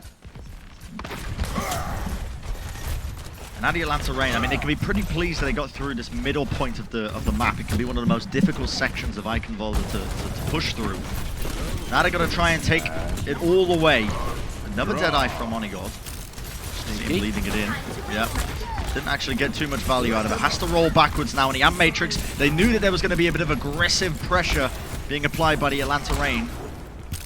And this Amp Matrix does a good job of just essentially forcing them back and shaving a couple of seconds off the clock. But now they're going to start to engage once more. Another Ice Wall comes up from both of these teams. Self-destruct over into the corner. It's forced the entire team forwards, and it is chaos in the corridors. Currently, Gator still alive. Sound barrier now as Neptuno tries to keep his team in it. The Paris Eternal want to try and get a pick-off or two. The Amp Matrix laid down and an Earth Shatter built up by Gator. Unleashed onto the battlefield. And that's going to really do a lot of business now to the Paris Eternal. Not many opportunities for them to recontest this one, but the Atlanta Reign, they want to finish with some time. Yeah, only 14 seconds left for Paris. It is imperative that they get them into overtime here. They've got a touch. Look at the boots. Wow. So well played by Gator and Massa. Gator's hammer knocks them to the side. Massa's boots knock them back. And the Atlanta Reign, let's listen to their comms. Switching sides. Focus, Gator. Trying. Sorry. Initiate. I try my best. Me too.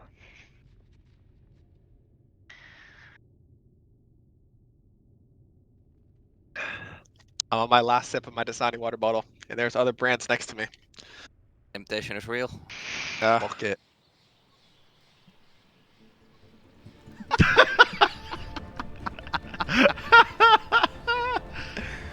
Yeah. All right, fantastic. all right. I love the plug there, Listen. you know? That's a Coca-Cola product, you know? Official refreshment of the Overwatch League, Coca-Cola. Yeah, Appreciate yeah. that. And Gator was being careful, you know. He's got the Dasani on the side, but he doesn't want to reach for the other brands, you know. He doesn't want to give them the business. Listen, he knows where the money's lying. He knows he's paying the bills. You gotta respect that. I do respect that. Oh man, I was really expecting them to be much more excited about that as well, because they really did clutch it towards the end. 10 seconds on the clock could make all the difference in this game. It's I mean, you know, it seems like Atlanta Reign are in pretty commanding control of this series so far, so it's going to be a bit of a struggle for Paris to be able to capture it. In total, seems unlikely they would be able to capture with multiple minutes on the clock, but you never know. Paris have already pulled out some delicious Gorgonzola, some Camembert, some Brie previously on Hanamura. What have they got for us here? Any cheese, sir? Any cheese? Little cheese board, some meats on the side maybe. I don't know the fancy name for it, Josh. I don't know if you do. A charcuterie board? Yeah, that's it. There you go. There you go. Beautiful. Yeah, I don't know what the fancy name is, but there you go. Paris Eternal on the attack. Let's see now. They know what they got to match. The question is, are they capable of doing so? Atlanta Reign not playing aggressive here. They're just happy to just hold on to the point for now. They can see the off-angle position being taken by Onigod. It gets shut down immediately. So many Pelicans there. But look how aggressive they are as soon as they smell the blood in the water. They just sense that opportunity as soon as they get the opening kill, and they go in. Try and convert it all. Your Pelican was popping off then. Yeah. Yeah, he was angry that happened. What is that? How am I getting headshot by that? What? He's actually going to be quite slow to get back into the fight here. So I wonder if Paris are going to try and use that opportunity. Here we go, getting taxied back. Is he going to be here in time to set up some kind of May wall?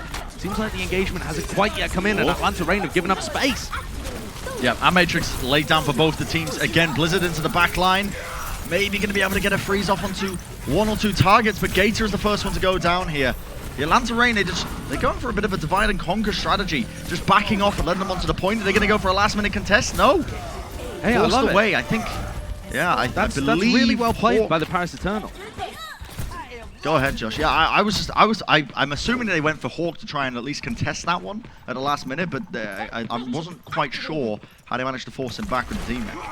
I think there was also a May wall, again, cutting off one of the entrances that people might have been trying to go through as well. But what I wanted to mention is how intelligent that was from Paris to realize that they had a spawn advantage, and with a May, they have to be positioned in the front line to get value.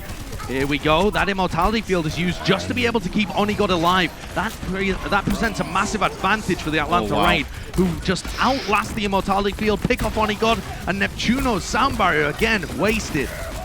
A little bit too late. The Earth Shatter blocked as well in the making as the fight continues to try to be clutched here by the Paris Eternal. Still using ultimates. They did end up taking out Hawk. And remember, it is spawn advantage for the Paris Eternal. They're going to be getting back into this fight a lot faster than the Atlanta Reign are. Another Amp Matrix comes through. Another kill from Pelican. Khan ends up going down. I think Khan probably just trying to take some wide angles to try and make the most of his Amp Matrix, but it's just created an opening for them. And the Atlanta Reign are happy to capitalize once more. I mean, not just happy to capitalize, happy to spawn camp. Look at this. This is classic Atlanta play. They are going to be chasing players all the way back in. And look, take a look at the time. Make a note of this. 3 minutes and 30 seconds. How long can they tick off this clock by spawn camping Atlanta? The only question here is, Elevote's positioning so far behind them. No, they turn on him, D-mech him. Surely they're going to take him down here before he remechs as well. Oh, yeah, just about. Well played by Hawk. And how long can they tick off the clock here with this spawn camp? Yeah, it could be massive for them. Paris are like, oh god, we got to get back into the spawn. We got to rethink how we're going to be pushing out of this one. Coming together a 6. They're going to be trying to take the approach in now into the right-hand side. Atlanta Reign have a lot of ultimates to work with. Deadeye is going to be used by Onigo, but he has to cancel it. An aggressive Blizzard to counteract that play. Immortality Field comes through. They shatter as well. There was no shield to hold up. Frozen in place, and Gator makes the most of it. Again, the spawn camp continues. No players falling. Dan is still being healed up. The Amp Matrix laid down. It is complete and utter pandemonium. But the Atlanta Reign, it feels like they are in control of the situation. They are thriving, Josh, in the chaos. Yeah, they had a massive advantage in that fight, the Atlanta Reign, in terms of their positioning and the ultimates that they had used. But Paris continued to scrap it out because they found the kill on Kai. So they knew that there was damage missing from Atlanta. At the end of the day, though, it didn't work. And Paris are being forced to use ults again to get out of their spawn. They freeze up Gator, but Onigod's already fallen. No one can finish off this Reinhardt. Someone's got to kill Gator. He takes the sound barrier, and Atlanta continue. Dan eventually puts him down. As you can see, the charge came out. The Immortality Field, the Amp Matrix once again going to be falling here. The Atlanta Reign is still holding strong. Self-destruct to try and push them away, peel them away. And eventually, it feels like they might be getting an edge into this fight, but the Atlanta Reign are making them fight for a tooth and nail. It's disgusting, Brent. I swear this is against the Geneva Convention to have this kind of insane spawn hold. They take 2 minutes off the clock. 2 minutes, disappeared, vanished into the abyss of time. And Paris, the only reward that they have for it is that they now control the high ground. And I'm sure Atlanta are going to fight them over that as well, because Pelican's near enough to his Blizzard. They can pin them back into a corner. Pelican's going to love to try and throw this, perhaps at Onigon when he uses his Deadeye again. Fighting immediately, you can see the wall being used. Playing around the corner, he's trying to catch Onigod. Doesn't quite get him. Ultimates now by the Paris Eternals. The Amp Matrix is laid down. They're finding opportunities off the back of it. It corrals the positioning of the Atlanta Reign. They can't play within line of sight of it. You can see just fighting over the card here is Gator alone. A bit of an inopportune, I think, time to take these team fights now, because the card is going to steadily move towards this bridge. And I don't know if the Atlanta Reign are going to have opportunities to recontest this, Josh. Yeah, the problem is half of their team stayed alive in that engagement and have now been squashed up top, literally in the case of Pelican. Atlanta are going to die on the payload here and try and contest for as long as they can, but it seems like a bit of an inevitability that they're going to translate this. It certainly does. 25 seconds left. And honestly, this is one of the dangers of the spawn camp in a weird kind of way. But this is a great example to really point it out, is that, yeah, you can spawn camp, but because the card had already, pushed through the main gate portion, the whole point of the spawn camp is to maximize the amount of team fights you take in a section of the map. But the way that the Atlanta Reign decided to take the team fights, and the fact that they weren't exactly completely clean and were a bit shaky and staggered at points, meant that that advantage was just thrown out the window. Paris Eternal could take some prolonged team fights, and now look at it. 1 minute 20 on the clock, and the fight continues now into the final section of Eichenwalde. Paris Eternal looking to try and contest, but they lose Naga early. Naga was hiding around the corner trying to get a cheeky little Blizzard off, and Atlanta read it. Hawk spotted them, and they were able to isolate that kill. There's Dan with a bit of an Earth Shatter trying to trade the Reinhardts out, and Paris, they're determined to make this momentum work for them. This is so scrappy. A minute on the clock here for the Paris Eternal. And they're going to start to get their players back into the fight. They have a Blizzard to work with as well. Naga's going to be looking to see if he can lock up the Atlanta Reign, but the Atlanta Reign are already back in this team fight. The Deadeye is going to be clearing a bunch of space. And this is it, really, Josh. It's final team fight territory here. The Paris Eternal need to win right now to finish with some time. Naga's Blizzard has got to be the game changer here. There's a wall that isolates Gator, throws the Blizzard in as well. That's going to be the main great tank. Immortality. Frozen up. Immortality Gator keeps him falling alive. so low. Deadeye from the high ground here. Onigod's looking for opportunities, but not finding them. Self-destruct as well, pushing the positioning away, buying off this precious time. The Paris Eternal desperate to take it, but Dan falls, Josh.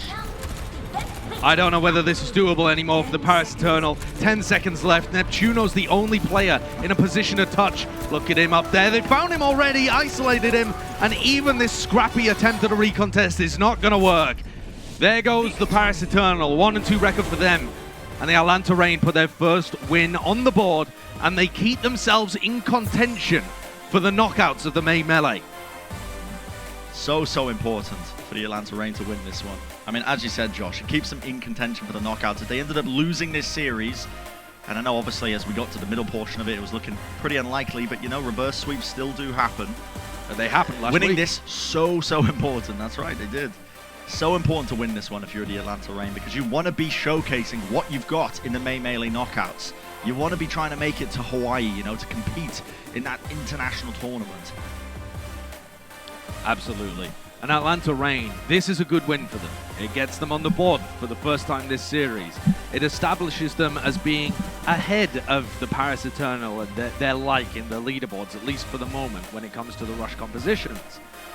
But it does not change or shed their reputation from last year of being that gatekeeper team. These are the expected results we would have seen if we just assumed it was the exact same team from last year. And so we still need to see more from this roster. It feels harsh. I feel cruel saying it like that, Brent. Yeah. That even after a fantastic win here, a 3-0 sweep of Paris, that I still want to see more from Atlanta. But considering their expectations, their player quality, I'm still looking towards their future matches. This was a good win, but they can do more, and I want to see more. So they've kept themselves alive. Now let's see how deep they could possibly get in the May Melee. Absolutely, yeah. And let's take a look at our player of the match presented by Xfinity. And we've given it this week, or this series, I should say, not this week. We give out multiple awards. It's not just a weekly thing. But it's going to go to Kai, I think, for the dominant hit scan performance that this guy was putting out across the board. And we've seen this guy really work magic on Widowmaker on the Ashe before. But again, just that consistent damage output, and even did it on the Hangzhou, as you can see here on Hanamura as well, was really what I think gave the Atlanta Reign a massive edge in a lot of these team fights. He's a fantastic player. He didn't quite manage to get Roll Star or get nominated last year, but he led the league in final blows. He had a huge amount of hero damage done as well, and you can see his statistics here for McCree and, of course, the amazing Hanzo that he played over on Hanamura. But he's so good at being able to get a huge amount of damage done and quite a lot of final blows whilst minimizing deaths. He doesn't have to play a really risky style of any hero that he plays, the McCree, the Ashe, the Hanzo, whatever. He doesn't have to play that aggressively and take these risky flanks in order to generate value for his team. He's a very smart player and a great representation of British Overwatch as well. Oh yeah, of course. Of course. I mean, it's pretty rare these days. I don't have too many British players in the Overwatch League, but I mean, Kai is putting in the work as well. And it's an important point that you brought up as well, Josh, about talking about, you know, the Roll Stars Awards, you know, not really quite squeaking in there. This year, I think, is going to be an opportunity for Kai to really showcase his talents, where a lot of people were sleeping on the guy in the previous year. And this is the year, you know, he's surrounded by a very good team. We're going to see what he's capable of doing, but we're not going to talk about that just yet, because we've got Danny down on the floor, on the virtual floor, and he's talking to Pelican as well. Take it away, Danny. Brandon, Josh, thank you very much. Yes, I am down here on the virtual floor, joined by Pelican from Atlanta Reign. Pelican 선수 경기하느라 수고 많으셨습니다. 안녕하세요. 안녕하세요. 네, all right, let's jump right into the question. My first question is, what was the thought process behind you and your team having you play Brig on the first map Busan? 오늘 좀 굉장히 좀 색다른 모습을 본 것 같아요. 저희 또 아틀란타 팀에서 원래 딜러로서 활약을 계속 하셨다가 오늘 브리기테를 좀 하는 모습을 많이 보여주셨는데 그거에 대해서 좀 설명 좀 부탁드릴게요. 원래 그 33 고츠 때 브리를 많이 해서 그 브리를 한번 시켜 주셨는데 잘해가지고 계속 했더니 아, 그 시켰다는 게 원래 뭐 스크림이나 이때 연습하는 도중에 한번 시키고 오늘 경기에 나오신 건가요? 아니면 연습이 아예 없이 오늘 처음으로 아예 나오신 건가요? 시키고 좀 연습하다가 예. Right, so ever since we had that GOATS meta, I've been playing Brig, and the team thought that, you know, they wanted to try me on Brig, and I did play well. And I also added another question to that, asking if, you know, because Pelican told me that this was the first time they had him on Brig, so I was like, is this the match? Was the match the first time you were on Brig, or did you guys have like scrims or practice as you on Brig? And then he corrected me saying that they did have scrims, they did have practice with him playing Brig as well. All right, so my next question is going to be, you guys seem more comfortable on non-ranked comps especially today. Was that the focus of your last 2 weeks of practice? 오늘 좀 예전과 좀 다르게 오늘 좀 아틀란타 팀이 그 라인 조합 말고 좀 다른 좀 다양한 모습을 많이 보여주면서 좀 굉장히 좀 잘한 모습을 보여줬는데 지금 한 경기가 2주 정도 만에 다시 경기에 들어오면서 좀 라인이 아닌 조합을 좀 많이 연습을 하셨나요? 네, 저희가 이제 그 다이브가 좀 못해서 약점이었는데 연습을 2주 동안 열심히 해서 이게 됐어요. Alright, so yes, we did practice a lot, and I felt like we were sort of weak on like dive composition, so we practiced that, and I think we did a great job, and that's how we got the win. Alright, Pelican, thank you so much for the interview. 오늘 인터뷰 해주셔서 너무 감사합니다. 다시 한번 수고 너무 많으셨습니다. 감사합니다. 감사합니다. Thank you. Alright, everybody, let's head back to the desk. Thank you so much, Pelican. Thank you so much, Danny. And welcome back, Danny. Nice to have you back here with us on the desk. Yes, I'm back. Wow, you went a long way. Now, let's take a look at the standings very quickly because this victory of the Atlanta Reign actually changed some things up. They're now sitting at a 1-2 score with an even map differential. So that means that their next match coming up against the San Francisco Shock, which I think is on Saturday, there is going to be a lot on the line for this very team. Now also, because Atlanta Reign took this one, that means that now the Dallas Fuel clinched at least a play-in for the 6th seed in the knockout round. So that's also good news, of course, for all the Dallas Fuel fans out there. Now, in this particular brawl-off, Atlanta Reign came out on top. We were wondering which is the better brawl team, and Atlanta Reign showed some dominance, but also we did see them to, diversify a little bit. They did play other things as well. Costa, is your faith restored or not just quite yet? Yes and no, I think is the answer. We only really saw them play a lot of other things on that first map when they were on Busan. And even then, they dropped that first round, they made a ton of mistakes, and it wasn't as clean as I was hoping it would be. We still haven't seen them play the Winston as well. We didn't see that in today's match. So I am still holding my breath. Obviously, we know Atlanta's a great brawl team. They spawn camped another team on Eichenwald's second point. Please stop it, you're hurting their souls. But I do want to give credit to Atlanta Reign. They do look better. I'm hoping to see more improved matches, and I want to see if they can actually take it to the best teams. Obviously had a very hard opening weekend, and it's important that they beat Paris, but I'm still looking upwards for this team. Exactly. Now it's time for Crunch Time presented by Cheesy Grooves, and it doesn't get any crunchier than this. It's a pretty straightforward path for the Washington Justice to get into those knockout rounds on Sunday if they beat Boston. They're in. If they're not managing to do so, they're out. So they need a victory today to stay alive. So let's talk about this particular match heading onto our screens. I don't know where this sentence went, but anyway, match coming up. We are very excited for it. Reinforce, there's a few players particularly you would like to talk about, and that's the rookies. Yeah, I mean, this is a Washington Justice team that has all-stars on it. Of course, we got Fury and Decay in this lineup, but Mag and Assassin has been two of the players that has really impressed me so far in their initial games. Assassin, of course, playing the Doomfist against Vancouver Titans. We really saw him came to life. This is a guy for whom sky is the limit. I mean, this guy is so talented on DPS heroes, and he's going to be vital for the Washington Justice this season. Against the Vancouver Titans, we saw him play the Doomfist, we saw him have huge amounts of impact. And I'm not just talking about the punches, I'm talking about the script in the game itself. Then Mag against the Dallas Fuel. That matchup, we already talked extensively about it. Fearless was incredible on Winston, but Mag matched him. 15 Primal Rage kills on that Eichenwald map. He was crucial for their win against one of the best teams in the league. So, Assassin and Mag, if they can continue to play like this again, alongside the likes of Fury and Decay, Washington Justice are going to continue to be a force to be reckoned with. So watch out for those guys. Absolutely. I mean, I was super impressed with what we saw so far from Mag. I did predict him to be the Rookie of the Year, so right now he's on a very good path to do just that. And if you're wondering what I'm doing over here, Nori needs scratching, and he's been very demanding. Oh, of so course. I'm, Lord Nori. I'm touching a cat's belly. Speaking of cat's belly, that's my transition over to our casting team. Sometimes it be like that. That's right. We do have our second match of the day coming up. It's going to be the Washington Justice and the Boston Uprising facing off against each other. Here, everyone on the desk thought that Washington Justice got that one in the bag. Any different opinions, maybe from our casting duo? The cat's belly just part, cat's Josh. belly. Yeah. Sure. Yeah, what would you call it? We're cute and fluffy. No, I'm not saying that that's an unusual thing to call a cat's belly. I'm saying that's an unusual thing to call us.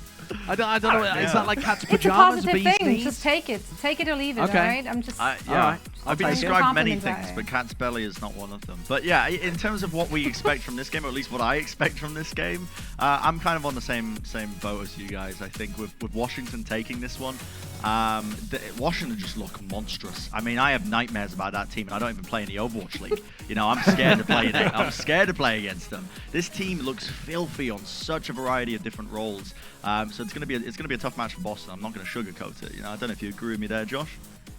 Yeah, definitely. I think the desk has wrapped it up. You know, they've sailed Boston down the river, but yeah, we haven't really seen Boston too much. No. So you know, there's still glimmers of hope. Sure, absolutely. Well, tell All right, yourself well, that and have fun.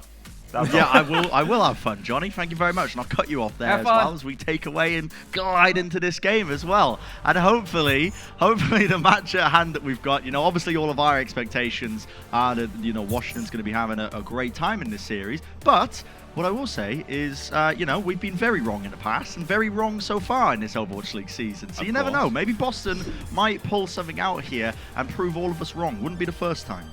It certainly wouldn't. And I think also the other thing for Boston is if they can remain competitive in any way, that's going to be a great sign moving forwards, right? Boston are a team where people either thought that they were going to be towards, like, I guess, lower middle of the pack, or some people were very high on them, and they really believed in their coach, Laurie, and the new talent that they'd brought in as well. Obviously, the loss of Soon early on in the season does seem to have impacted them. But overall, it's a team that has a lot of decent prospects as well, and certainly an interesting look for Boston in the sense that Hookers almost seem to try and buy the dip here in the Overwatch League and seeing if he can make a bit of a cool team for the 2021 season. So if they can remain competitive in any sense, this is still pretty good.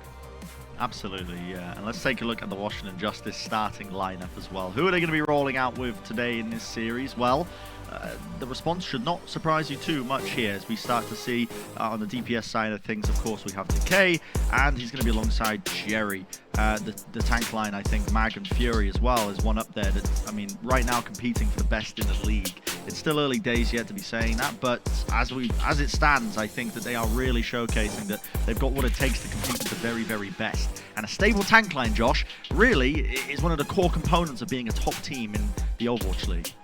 It makes or breaks rosters. Absolutely. I mean, the current prevalent theory within Overwatch League as well is that you need an excellent coach and an excellent main tank.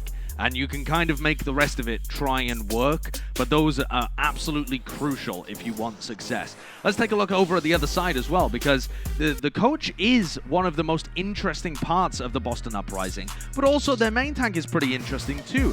It's Stan One, who comes from the Shanghai Dragons team that did so well last year. Yep. A lot of people are pretty high on him and what he could bring to this roster as well in terms of boosting them up, giving them an opportunity to play a bit more of a structured style.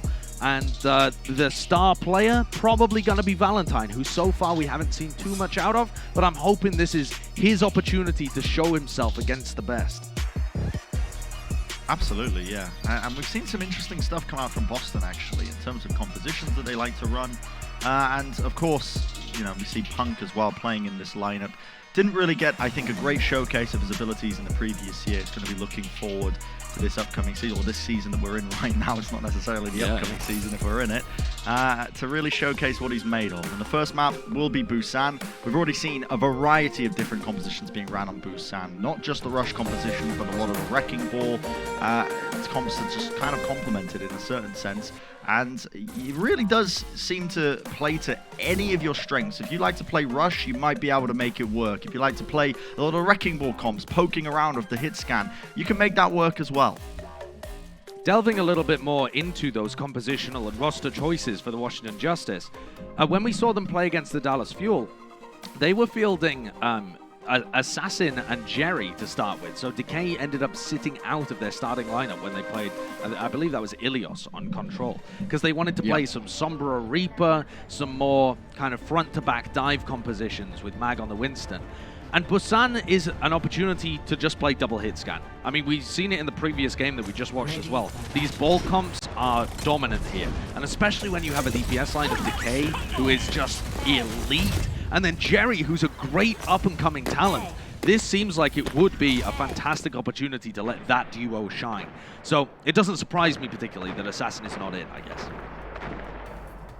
Absolutely, yeah. And I remember as well talking to a lot of the community, or like especially like Discord and whatnot, and hearing about how a lot of people were quite surprised that Decay wasn't seeing playtime initially, but that's just the dangerous thing about the Washington Justice, is that Assassin is also just a bit of a nutter. The man might just turn up at any point and dominate, but yeah, especially when you've got Decay and Jerry, that's who you're playing against. It's a difficult ask, and they're going to see how they hold up against it. The Boston Uprising are looking to play a bit of a double bubble composition. Plays a little bit differently now to what the Washington Justice are trying to output. You can see the engagement coming in from stand one as he tries to set up a bit of a play, create a bit of space for them, and they're capitalizing immediately. This is actually really well played by Washington. When you see a team that's running the Zen Mercy backline, you need to hard engage onto that backline and really punish the Zenyatta for not having a brig with them. And this is a good follow-up as well. They immediately took out Fury. Punk's got himself into a great position with a lot of charge by applying bubbles over to stand one. As long as Punk can stay alive here and retain his charge, they're looking good. What a good beginning for the Boston Uprising. Oh yeah, 100 charge on Punk as well. Very, very scary. Honestly, mirroring, in a kind of sense, the previous series that we watched, because I believe it opened up on this particular section of Busan as well. It did. We saw the not necessarily these same compositions, but we saw the Zaryas getting a lot of value, particularly Elevoed Zarya.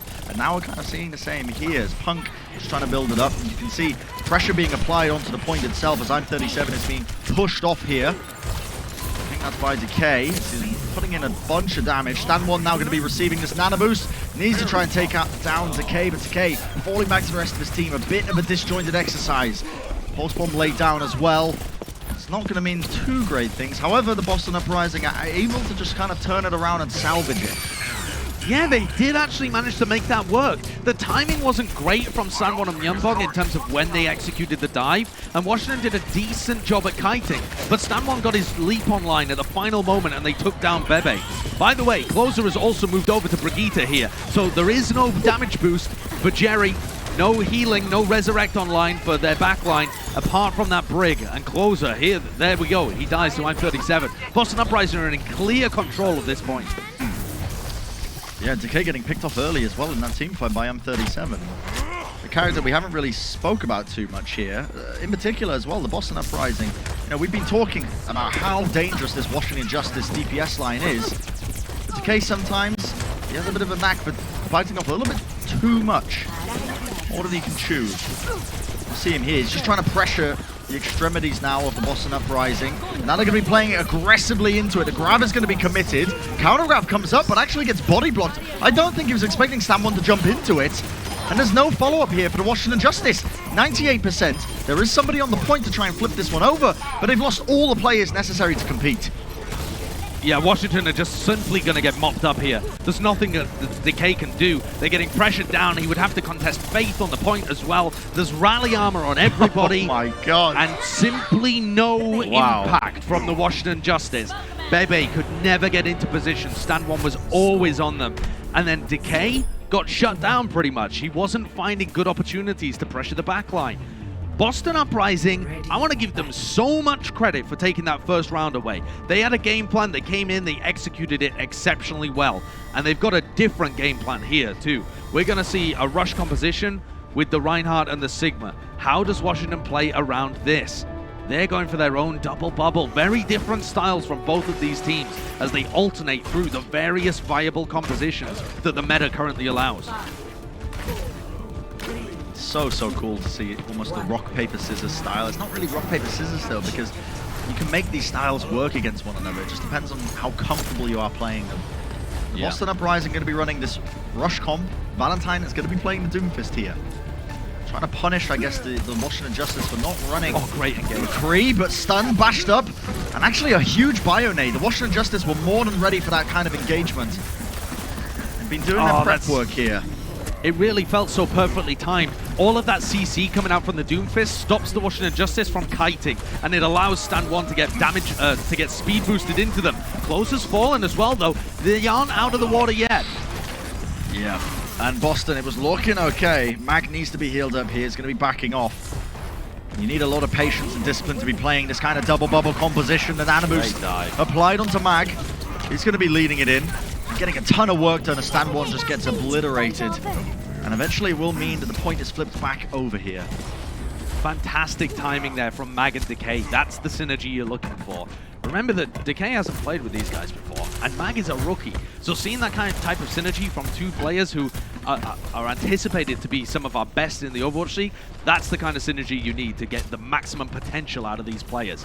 Valentine now has swapped over to the May. There's the speed boost used from Faith as well. The Justice, they're backing, but Closer is stuck. Okay, a lot of damage coming out.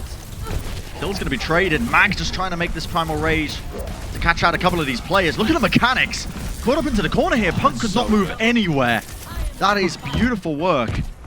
Washington holding strong. That's pretty gorgeous. Jerry's going to be coming up to his first EMP here pretty shortly as well. He's at 80% right now. Pretty much neck and neck with Fury as well. I don't think they'll use the grab and the EMP to completely wipe Boston. Better off used separately.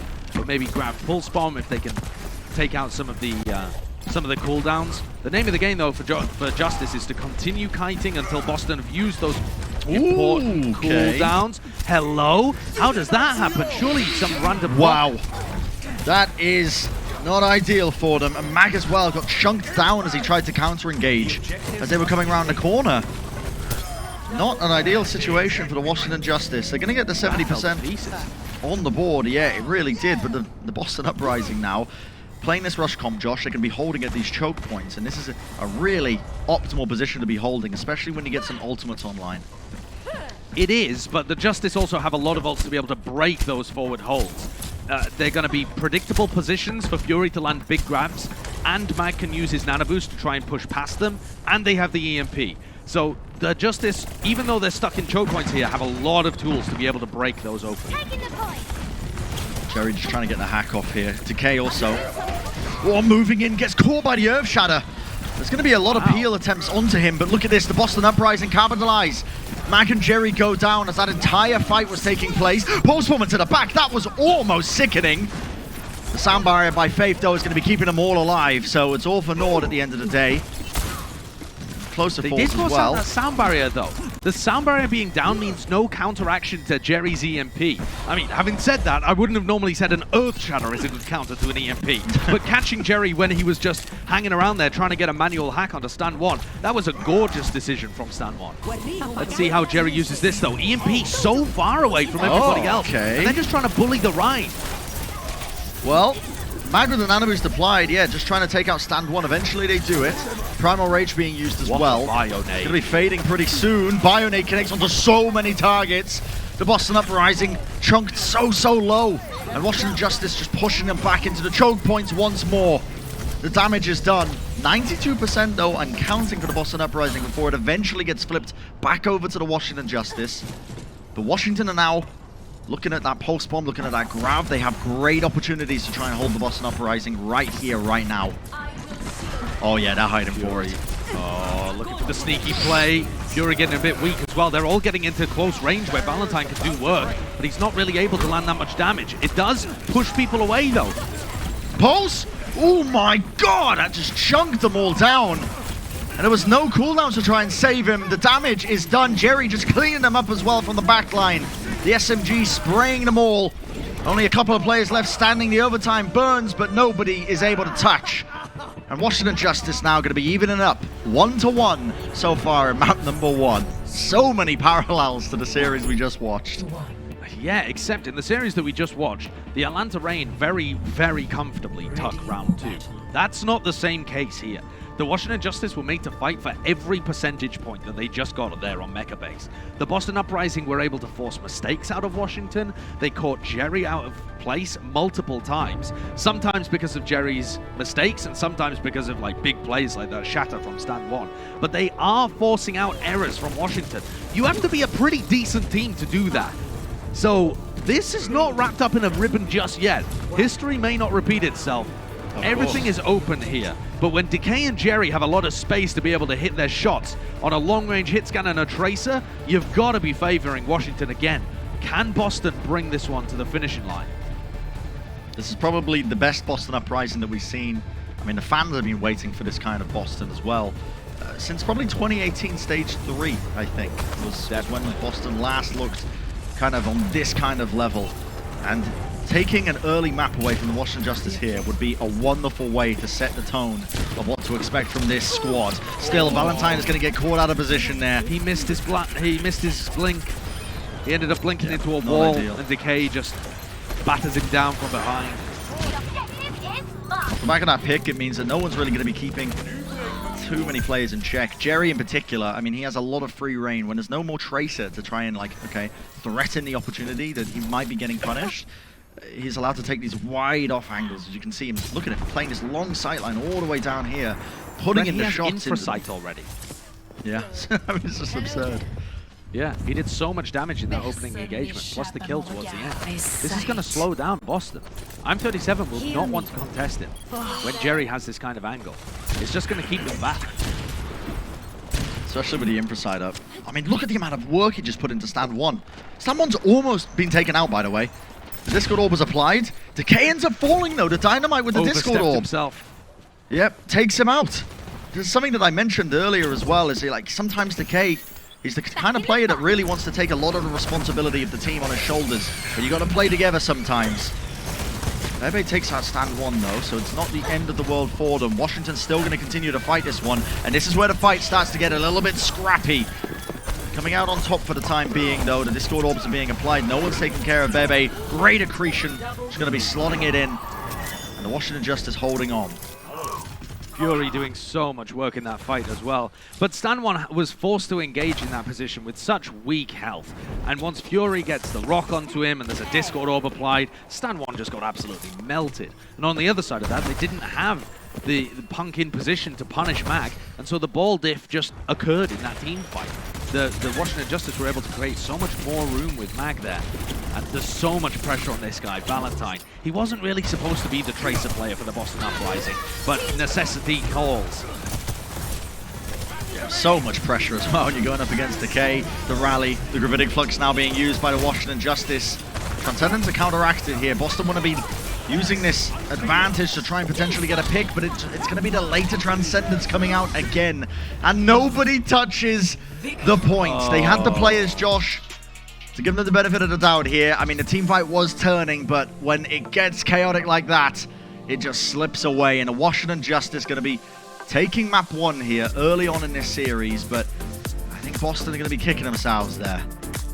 Absolutely. I mean, in those final moments, we talked about Decay against Valentine. Decay gets the 1v1 kill again onto Valentine, and then sticks stand one with a pulse bomb, and so it distracts stand one from actually touching the objective and making sure that he secures overtime there.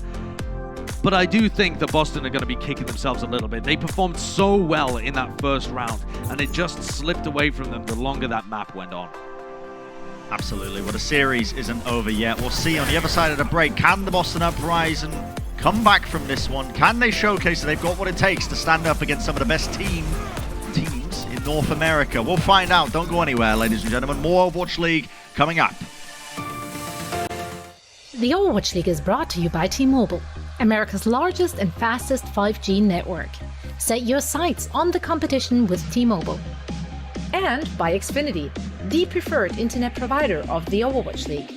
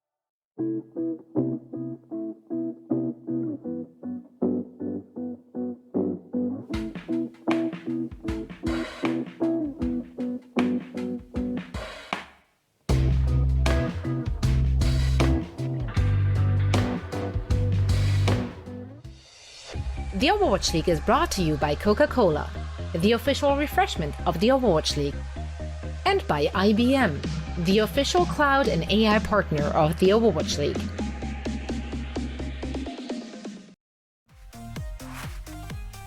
To celebrate the upcoming regional knockouts and first tournament of the season, the Overwatch League is excited to release a skin that captures the fighting spirit of competition, MMA. Get it while it's on sale now through May the 11th for 200 tokens. So you can, there you go. There's the first of the tournament skins that are going to be released as well. We should have more upcoming as well. It's quite exciting stuff.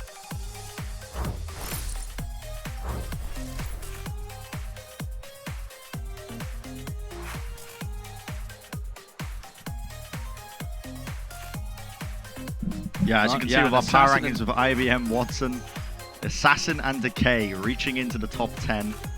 And no surprises there whatsoever, Josh. No surprises whatsoever. Assassin and Decay being able to make it in there. I expect them to even get higher throughout the season. This is a DPS line that a lot of people are very scared of too. There's so many good DPS players in this season. Fantastic kind of company to be in if you're a rookie player like Assassin. And, you know, there's a lot of other good names there up towards the top. As IBM Watson gets more and more data over the course of the season, we'll see how those shift and how they change. But at the beginning here, considering that they've only played 1 week and they're 2-0, that's, you know, already very impressive stuff from the Washington Justice. They didn't have pushover games either. They played against the Dallas Fuel. Yeah, that's a great point. I think this is, yeah, I mean, we've been pretty blessed, I think, early on in the season with the quality of some of these games. And now, as we take a look at the maps we're heading into, it is indeed Volskaya. Volskaya map where you see, generally speaking, I think a lot of double bubble is what teams are playing as well. Alongside, you can make it work with other compositions. As we take a look as well at the map leaderboard for Volskaya Industries presented by Xfinity, as you can see, no real connection for both of these teams. And honestly, I don't think they're going to be making this leaderboard either. The way that both of these teams have been playing, you know, on paper you might have expected maybe a good time to be set against Boston, but they have been fighting tooth and nail against the Washington Justice. They certainly have. It's been close. Even the only round on Busan that wasn't close was an outlier, it feels. Boston have actually been able to go toe-to-toe with Washington, as long as they have a game plan and a good idea of what they want to do to shut that down. I think that's what's so crucial here as we come into Volskaya. What is Boston's plan, and what are they doing against Justice? I also think that Boston have been benefiting so far from not really playing mirror compositions. If you think about how it went down in the first 2 rounds, Boston looked better because they had a good understanding of how their comp worked to break the opponent's comp. But when Washington mirror them, they end up just getting kind of outclassed pound for pound. You're going up against people who are playing the same comp, but are overall, most of the time, going to be better players. That's a hard thing to make work. And here again, we could see mirror compositions come out. So that could be a bit of a struggle for Boston. Having said that, Washington are hinting that they might be wanting to run more of like this ball poke comp kind of setup, which is also viable on Volskaya. Yeah, we'll see. It's a lot. I mean, the meta is incredibly open at the moment in terms of what you can play. It really is. Which is exciting, honestly. I think, honestly, it kind of comes about as well with not many huge, massive changes, with, you know, without heroes being introduced as well. In a weird kind of way, if I am going to look at a silver lining of something like that, you do get to see like a lot of creativity and these different compositions and styles really arising in those scenarios. When you don't see these massive balance changes. Little subtle tweaks is all you need. Look at that sleep up top. Myunbong laid down. Stan1 has to play a little more passively because he didn't have access to that Ana healing, but it doesn't matter. Closer falls anyway. And the Washington Justice, they didn't go for the ball poke comp. Instead, it's the double bubble. Jerry's a bit trapped in there. Wasn't quite able to get with the rest of his team. And we're going to see pretty slow-paced performance here. The key for the Boston Uprising is for Stan1 to go for these mini dives on top of the truck and just laser down the backline when they try and get through. The Washington Justice should find it hard for Closer and Bebe and Jerry to path through these corridors. Yeah, And like you said, Josh, that one just doing his job, just trying to basically stop them from pushing through the initial choke point. Mag going to be trying to dive in, but whether intentionally or not, he falls to the low ground and Bionade catches, takes Mag out. Healing comes through, so the rest of Boston are going to be healed back up as well. And yeah, that was a lovely little play. Really nicely punished, right? When an opponent makes a mistake, you have to be ready to punish it instantly. And that's what Boston have done here, and they're trying to continue to turn the screws. Really nice stuff here from the Boston Uprising. Punk, the nano boost applied to him. He's got 85 charge. Can't really play off the back of it too much. Might be able to beam them down though. Come close to maybe building up that grab, but backs off eventually. Nano boost having to apply it, I think, because they didn't want to lose him. They didn't want to lose that charge as well. Obviously, when Nazaria gets taken out, you lose all the accompanying charge that you've built up off the back of it. So saving Punk there, but not really building up the grab off the back of it. No, and Fury has a grab of his own. That is a beautiful Bionade. Oh my God. Catches Jerry, but takes down Decay. That's exactly what Washington wanted. So far, what Washington wants to do is get Decay in on one of these angles to create a bit of a distraction, a bit of space, so that the backline can path through. And they're going to try and use Mag to take control of the hut high ground as well, to push people back. There's a pulse bomb attempt, sneaky Valentine around the corner, but Decay pushes him away. Good, decisive play here from Washington. But there's Stan 1 again, and this time he has his primal. Yep. Mag's in the back line. You can see him. He's unleashed his primal rage just to try and disjoint them. And it's a very split approach by both of these teams. You can see them just trying to find an opportunity. They're diving now onto I'm37, but look at the heals coming through. So much work being done. I believe that's Faith with the armor packs, and the rally has been built up. Bob sent off the map. I don't know if that was intentional. Most likely not. Still, the grab in close quarters. Big Bionade and Nano Boost applied. The turnaround! Punk finding so much damage now with the extra Nano Boost applied on top of him. Decay finding Punk though.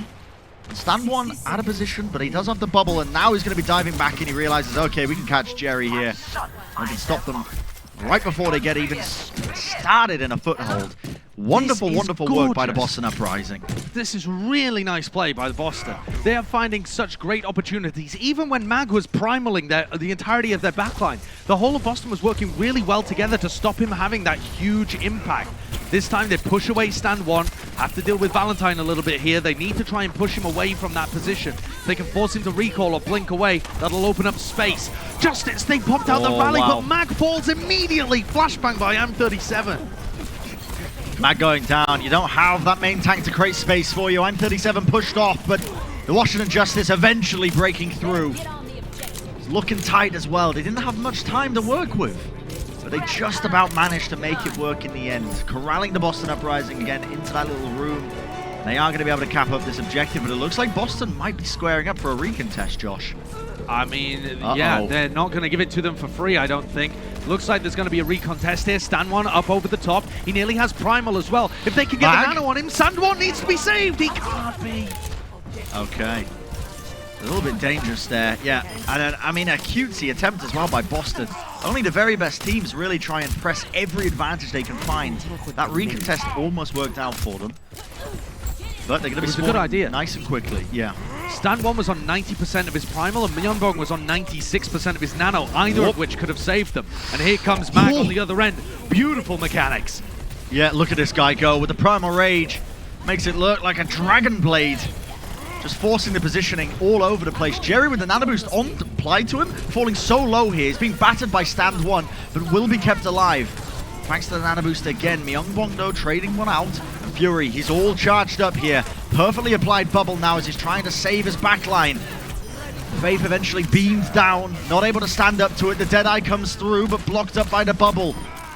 Still Boston finding opportunities as the players are spawning back into this fight, Josh. And it was looking great for Washington. They got 85%, but they just about squeaked out the recontest and eventually saving it. Yeah, Boston are actually playing really smartly with how they position themselves around the map. They get Faith in such a deep, advanced position, and Fury turns to try and punish that, but it still creates space for Stand 1 to get in deep. And again, they just keep cycling these players around, playing the important positions, and making sure that they're distracting the backline constantly. Fury was charged up, doing a ton of damage, but they just couldn't lock down those targets and wipe them out. dive early here. The bubble applied as well to Mag. Stand one again. Sort of mini dive, as you can see, comes through to just try and deny the positioning away. Very close to these ultimates. Boston going to be looking for this grab now as Punk is very close to building it. He's got it. Now the engage goes through once again, comes through. Punk actually going to be jumping over to the other side of things with the right click. Catches the grab onto one, but only the one target. Bebe falls. And while that was going on, the Washington Justice, they jump into the backline, and Mag is getting so much work done. Look at the work! He's absurd! Oh my god, that's 4 kills for Mag so far in this fight. He turned that from an unwinnable situation into a dominant one for the Washington Justice. Solo diving the backline, he takes out both of them. Then 937 comes back in to finish off another player. What did I just witness? That's some fearless level stuff. Yeah, it's absolutely absurd. Feels like every year we get these up-and-coming players, and they just showcase really what you can do on a variety of roles. I mean, Winston gameplay like that is just beautiful to watch as well. It is. Really controlling the battlefield. Don't get it wrong. 2021 is the best year of rookie main tanks we've ever seen. You say that we often have a crop of good rookies. Yeah, supports, DPS, a lot of stuff like that. It is unusual for there to be this many incredible rookie main tanks coming into a season. Look how expertly Mag works around the point, works with Decay as well, who's got into the backlines and turns this one around. By the way, the rest of his team at this point had been grabbed and nanoed in the backlines. He had to turn this almost single-handedly. He did have help from Decay there a little bit towards the end, but that is just genius. When you think about how good Mag is, when you think about how excellent Django has been playing as well, and then with the potential for other star main tanks as well that have just come straight out of contenders to perform, this is a fantastic crop that we've got this year. It certainly is, as well. I mean, I just want to watch that replay again, man. I mean, it was just absurd. It's hard to appreciate how difficult what he was doing is, and it feels like I'm almost blowing it out of proportion, but it's ridiculous in terms of you have to get very precise key presses to get short little hops like that on Winston while controlling the Primal Rage. It requires a ton of practice. It's very, very difficult. Yet, the fight continues. The Boston Uprising on the attack. They can see where the goalpost is. A lot of damage into stand one. That bubble was applied quite late. They might be able to chunk him down as he was forced down to the low ground. Couldn't capitalize off of it. Jerry on the high ground now, being pressured away. But the bubble blocking line aside, I don't think Jerry could get healed. Yeah, I think that they really struggled to get there. Jerry clearly looked like he was expecting there to be some healing coming through. Closer and Bebe, though, weren't really in a position to be able to deliver it to him. Fury's been bashed over there as well. Kind of isolated from the rest of his team, as Boston Uprising just take control of important positions again with this double bubble composition. They are controlling the map, and again, not opting into the mirror. That's wonderful play from the back line there. You can see that Mag was going for a play, but taken out, and now the nano boost applied to stand one. The choke point's just getting completely locked up. Fury left standing is going to get the mega health back. He actually took out I'm37. Accretion? My god. Wait, he takes down Valentine as well? What? No way is he staying alive here. That is absurd. Wait. I mean, he gets taken down eventually. Wait, but he's just saved the entire team fight for his team. Because the Boston Uprising were on attack here, right? Even though it looks really weird and it almost looks like they're the defenders pushing deep into spawn, they were trying to contest this objective. The fact that they chased Fury for an extra 10 seconds and he took down both the DPS might allow the Washington Justice to recontest here. They're going to try and be pushed off here. You can see Mag has actually got back into the fight. Some heroics, some Fury. Might be enough to stop them. The rally's going to be used now by Faith. The team wants the extra health to try and work with Grenade Flux, catching everybody. Pulse Bomb leading into it. It sets up Decay perfectly for the two-piece. And the Transcendence, Bebe just backing off as well. Putting in that consistent damage. Still taken out in the end as he was caught out of position. Decay's trying to still make it work for his team. Just putting in that damage, trying to get the kill onto Faith. Eventually he's going to get it. And Jerry, they bought enough time for him to get back into the action. Bob laid down. The damage is done. Boston have to go back to the drawing board. Decay is a monster in terms of how he cleans that up. The pulse bomb off the back of Fury's Gravitic Flux, and then his tracking and his ability to just find value in these scrappy fights is so huge. But my mind keeps going back to Fury on Sigma. How did they not kill him? How on earth did that mistake happen? The Boston Uprising got 2 ticks, sure, but not the point. And that's what they're going for. Now there's only a minute left. Bubble applied. Myeonbong has to use the Bionade just to heal up his team here. Nano Boost still holding on to it. Playing in close quarters, a nice sleep dart catches, and Punk is going to be nanoed up again here. He's built up the grab. He's going to be using it as a solo grab onto Fury. Huge Bionade. Fury did not have the barrier to save himself there, to purge off the anti-heal. The fight still stretching out though. Washington do not want to give this one up, and they're just trying to pressure down Punk as well, who's caught into the corner. He's got 100 charge, but he can't find the angles. They're stuck, corralled again into the Mega Health Pack room. A reminder, the Boston Uprising, they still have players behind them into this point. They just can't quite take care of them. Still, Jerry falls. The flashbang of I'm37 as he works his way around the flank. The sleep dart onto Decay as well. Locks them up long enough for them to capitalize, but Washington want to keep fighting it, Josh. They do, but it is game over at this point. With 19 seconds on the clock, Boston are going to wrap it up. On the back of some big plays from Myeonbong and I'm37 as well. I'm37 in the scrappy engagement is roaming around all over the place. Look at this, they've left Fury behind as well. This is unfortunate. Brutal. He is not going to be able to get those fast respawns anymore too, because he didn't choose to immediately reset himself. He's behind them, trying to build up to another mech. What is going on here? This is a logic puzzle that you're never going to see in Overwatch, really. Like, what you do in this scenario, Fury's just trying to build up his mech in the back line of the enemy team, the Transcendence to keep them alive. Washington Justice just trying to hold on here while they're buying time for Fury. Now, Fury's back in the fight, but he's been chunked down heavily still. Decay is the one to step up. As Punk will go down, the fight isn't over yet. Fury gets taken out there, buying enough time for them, but eventually, as Valentine goes down, they're going to be missing a ton of damage now. And Boston, they decide, okay, we're just going to give this one up and back off. I think Fury got back in mech just in time to shut down I'm37's Deadeye. That was what he got taken out by, and I'm pretty sure he was either body blocking it, defense matrix in it, as he just got back into his mech.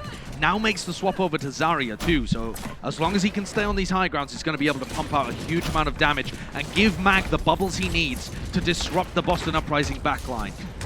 Mag does not want to have to deal with the bashes and the flashes coming out from Faith and I'm37 when he tries to disrupt. A lot of damage onto Valentine, the recall forced out as well. And as that was going on, Stan1 was trying to create a bit of space. He's going to get taken out as well. Still, look at that, the stick! Oh my goodness, I'm37 rolled into it. Special delivery to the rest of the team. Straight to Boston. Decay's brain works on a higher wavelength. He moves so quickly. His tracking is incredible, and it's a lot of little micro adjustments as well when you look at his aim. It's so gorgeous to watch the way that he plays Tracer. And at the moment, he is getting the better end of Valentine. He does sometimes overstep himself, try to take on a little too much, but when you have mechanical talent like that, it's almost hard not to. You believe in yourself. You pick yourself up as a deity in your own head, and I think there's some Washington Justice fans as well that might treat him like that. Yeah, you can absolutely understand, I think, sometimes when Decay does overstep himself ever so slightly. I mean, we've seen him single-handedly win games sometimes, so I'm not surprised. Now, they have Nano and Grab here, Boston. I'm expecting those to be going to be comboed used. together. Here it comes. Valentine in the right place at the right time. The post bomb laid down, 4 kills. Surely that's going to be enough. A last-ditch effort now from the Washington Justice. As you can see, Mag just trying to buy as much time as humanly possible. Fury going to be just about contesting as well, but he's going to get taken out very quickly. Now the stall comes out. Washington trying to make it work. Nice sleep dart. You can see Closer's got to stay alive here as he's being pressured by so many elements now of the Boston Uprising. And as that was going on, the team is happy to clean up. Bebe eventually falls as well, tracked out of the sky, and they're going to cap it up with time. Not bad in the slightest there from Boston. They are really impressing me over the course of this series. I don't think the Washington Justice are playing poorly. I think this is Boston Uprising stepping up. Yes, they don't have a map on the board right now, but they are making each map winnable. The way that they closed out that fight as well was really nice. I thought we were going to see quite a basic execution of just, okay, Stan1 gets the nano boost, he jumps up on the high ground, tries to pressure the backline, and the backline end up running away and kiting him. Instead, it's much more complex. Stan1 jumps up, and then as he falls back off, just kind of pushing the backline away slightly, Closer and Bebe, shoving them away, breaking LOS, and then as he drops down, Closer and Bebe are naturally going to run forwards a little bit. So look at the way that this works. Closer and Bebe are kind of baited forward into this huge grab as they peek to try and get line of sight back onto the rest of their team. And then Valentine comes through with the absolute closer onto Closer. It's really nicely played though. Well. It's not as simple as just grab, pulse bomb. It's the way that they set up that big grab that's so important.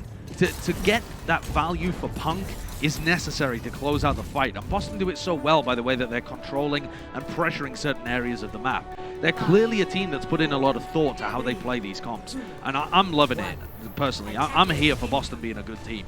Defend objective A. I mean, like I was saying earlier, the fans have been waiting so long for a Boston Uprising squad that they can be, you know, proud of, that this team's going to be able to perform. They've certainly been doing that in this series, making it very close and competitive. Jerry again on this high ground. Last time we saw that was a bit of a weak point for them. Stan One this time going to be prioritizing the high ground again. Oversteps himself actually a little bit. That's a rare mistake. What a pile drive. Mag bionated. Can they stop him from getting punished here? Yes. And everybody else on the Boston Uprising who tried to chase that kill on the little hamster gets crushed beneath the boot of the Washington Justice. 15 seconds left now for Boston on the attack. It takes a long time to try and set up the team fights when you're playing these double bubble comps. Oh yeah. It really does. That's why, look at Punk, he goes over himself to Wrecking Ball, and Stan One, yep, he's just got to go in. The Cretan, I believe, connected onto Punk there, so it stopped him from trying to connect onto the point, and that is going to be it. The Boston Uprising unable to get any sort of percentage on the board here on their attack.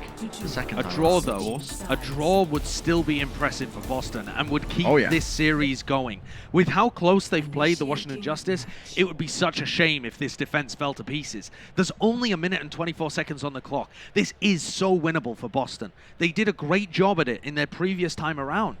They were doing a very good job in terms of getting Stan One into the right positions. He wasn't overextending. He was still just continuing to put good pressure onto Closer, onto Bebe. And Decay himself was being kept in check. A similar point A defense, and we've got a draw on our hands here, which Boston Uprising fans can be very happy about moving later into the series. Certainly can. I mean, we saw on the previous attack for Washington, they took a long time of trying to get past that choke point. Boston had a great understanding of how to stop them. It's quite difficult when you're playing these compositions. I wonder if we're going to see like an evolution of it at some point, you know. We start to see teams being a bit more creative in terms of how they want to attack. Maybe, you know, the Symmetra teleport. Used to see that way back in the day. Sure. Going over the left-hand approach or something, just essentially just to try and break past this choke point. I mean, we may see it. Still early days in the metagaming. Mirror composition here. Washington going for a double bubble approach. This is still a fairly slow-paced composition, but it's possible that Bebe or Mag could get an ultimate on board for a final fight if they try to play it slowly. You can see they don't have much time to work with, but only a tick. That's what they need to take this map away. Boston going to be fighting for this draw. Counter-engage. Mag is jumping up there to try and put his bubble in the way to block LOS from Myeonbong onto Stan One so that they can punish the Winston. And they do manage to get it. Mag only just managed to block a little bit, and they forced Stan One to jump away, and now Washington have just got it all. With the main tank down, there's nothing Boston can do. Yep. It's almost like a game of chess. You can see Faith couldn't do much there, but hold the shield, and it's not going to be enough here. The Washington Justice could be taking map number 2, but my God, did they have to work for it. This Boston Uprising is not a team you can underestimate. No, you can't take them lightly by any means, but full credit to Washington there. Their adaptation for that final OT round, the final, you know, last a chance to attack and secure Volskaya for them, that was some beautiful stuff. Love that play, and just reinforcing the idea that Mag is one of the front runners right now for Rookie of the Year. His understanding of how to play these tanks, and particularly Winston, it's got to be said, is elite. The guy nearly set a record recently when they played against Dallas for most Primal Rage kills in a map. So he's definitely up there. Yeah, and it's the big question, isn't it? You know, we're going to see more of that continued domination from Mag. Are they going to be able to close out this series? Will it be the Boston Uprising showcasing that they've got what it takes to go toe-to-toe with the Washington Justice even further. We'll find out on the other side of this break. Don't go anywhere, ladies and gentlemen.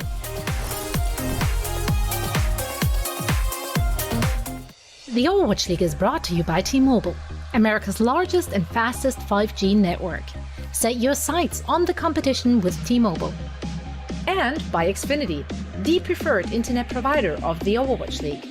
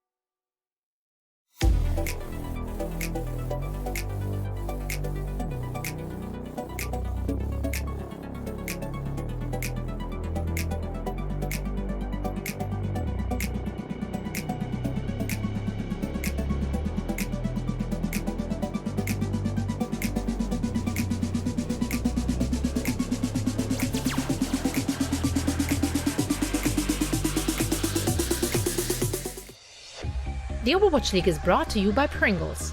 Stay in the game.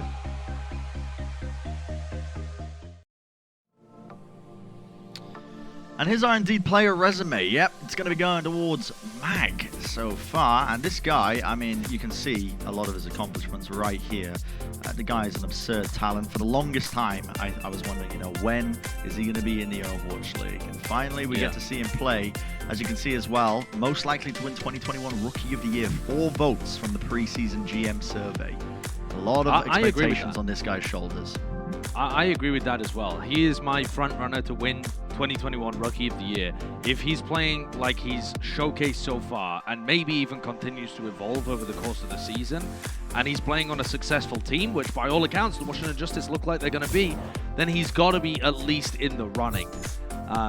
Yeah, he was actually eligible to play last season, interestingly enough, but he was he's born in like very late May or June or something, so he would have only been available for the playoffs, so didn't actually end up getting picked up, and continued an excellent legacy within Runaway, the contenders team that has produced so much fantastic talent for the Overwatch League over their time, including Assassin. Yeah, Assassin coming in for Jerry here. And we're going to see the Decay Assassin duo as well. Yeah, it's a dangerous duo. You never really want to be playing against it. And on the other side of things, the Boston Uprising, obviously, we mentioned it briefly, but Valentine has been a guy who's been kind of, you know, when they're jumping into that kind of tracer role, Valentine's been having to match it when he wasn't really intended to be filling those shoes. We're heading into King's Row, so I don't know if we're going to be seeing too much of that tracer gameplay that I was mentioning. Possibly rush comps by both these teams, but we'll see as we can head into our Xfinity map leaderboard. I mean, the Justice current, I believe, what is that, the record holders against the San Francisco Shock? That's impressive. Yeah, I can't say I particularly remember when that was, but the Washington Justice, I mean, it was probably in the playoffs at some point, I would imagine. Right? Because that's when the Washington Justice was so good. And it was, and it was when they were at their best. Yeah, just had confirmation that was during the playoffs. I mean, that makes perfect sense. That was when Decay was in as well. So that is a pretty relevant stat as well. Run. It was a fantastic run. And Decay's almost gone from a bit of the villain of the Overwatch League into being somewhat of a protagonist here for the Washington Justice as well. I think a lot of people are rooting for the success of this team too. It's a franchise that has rebuilt itself fantastically this year and attracted so much top talent. It's very reasonable to say that if you consider the DPS line and the tank line, it's a superstar team. The question is just how Closer and Bebe integrate themselves in, and I would say so far they've been doing a really good job. They've been doing at least up to, if not exceeding, people's expectations coming into the league, coming into this season, I would say. And yeah, Bebe in particular has had some really, really nice moments. That's the thing, you don't need to be world caliber in terms of your performance when you're playing alongside, you know, Mag, Fury, Decay, Assassin. It's these guys are going to be able to really, I think, carry a lot of the weight when it comes to their performances in matches. You really just need to be doing and playing your role, I think, if you are in a position of Closer and Bebe. But they've been doing that and more. It's definitely quite a scary squad, this Washington Justice. They're on the attack now for King's Row. Typically we see a lot of rush being played, but Justice are just teasing all sorts here and probably going to make some last-minute switches. Okay. Just scouting, seeing what Boston are running, because there are a lot of very viable compositions right now, so that portion of the game is very important. And we're going to come out with a double bubble composition here, but with Closer on the Mercy. There's no dive component to really punish. I guess there's Valentine, actually, who could try and do some kind of engage onto Bebe, and Closer would have to be aware of that. But Closer's damage boost is going to be so good for Decay and Assassin. The poke that they're going to be able to get out and the angles they can take here on King's Row are pretty enormous. Yeah, for sure. And Washington are currently, their aim is to just try and take as much positioning as possible without getting punished. Really, just playing on the precipice there. You can see that Mag was so low. They just want to kind of try and gain a lot of this early ground. And Boston are just not giving them any space whatsoever. The more space you give Washington with this composition, the more likely it is that they're going to pry open a weakening. But Brent, give it 30 seconds and they will force that opening, because Mag is going to have a nano boost to be able to work with. All of that damage that he just took has gone into Bebe's nano boost. And now as they take position up on the high ground, they're going to box Boston up in a corner and look for an engage. And that's why Boston go aggressive themselves. They haven't found a kill quite yet, but they are going to get it just about the tail end. Decay falls. They give up a jump into the back line. Yeah, they've given up a lot of space now, and look at this, the positioning is rotated around. Was it worth it for that kill onto Decay? They're going to try and capitalize by converting it into another one. Potentially, Bebe does go down in the end as the Amp Matrix is dropped. And Boston in a comfortable position. The rotations around helping them in that sense. Closer eventually going down as well. But Justice just, okay, they're going to take this fight all the way to the brink. And now they're going to be re-pushing with ultimates to work with here. So the Dragon Strike is ready for Decay. Not too far off the grab as well. But they did use both of their support ultimates. Not that they keep them alive, but that nano boost is really good for being able to make space. And the CC coming out from Valentine and I'm37 just shut Mag down. He's pushing into a flashbang and a punch, all of which are really good. Here we go, Assassin moving forwards. A punch again from Valentine. Just pushes him backwards and makes that duplicate pretty much useless. Yeah, holding the shield for it just to protect this team. Dragon Strike from the side. It's going to split the positioning. Stand one being caught out, but his team's ready to help him here. Self-destruct is beautiful from Punk. Assassin gets taken out immediately. They want to try and capitalize and at least punish Valentine, but he ends up using the Meteor Strike, and now with the sound barrier as well. Boston are in prime position to take this fight even further.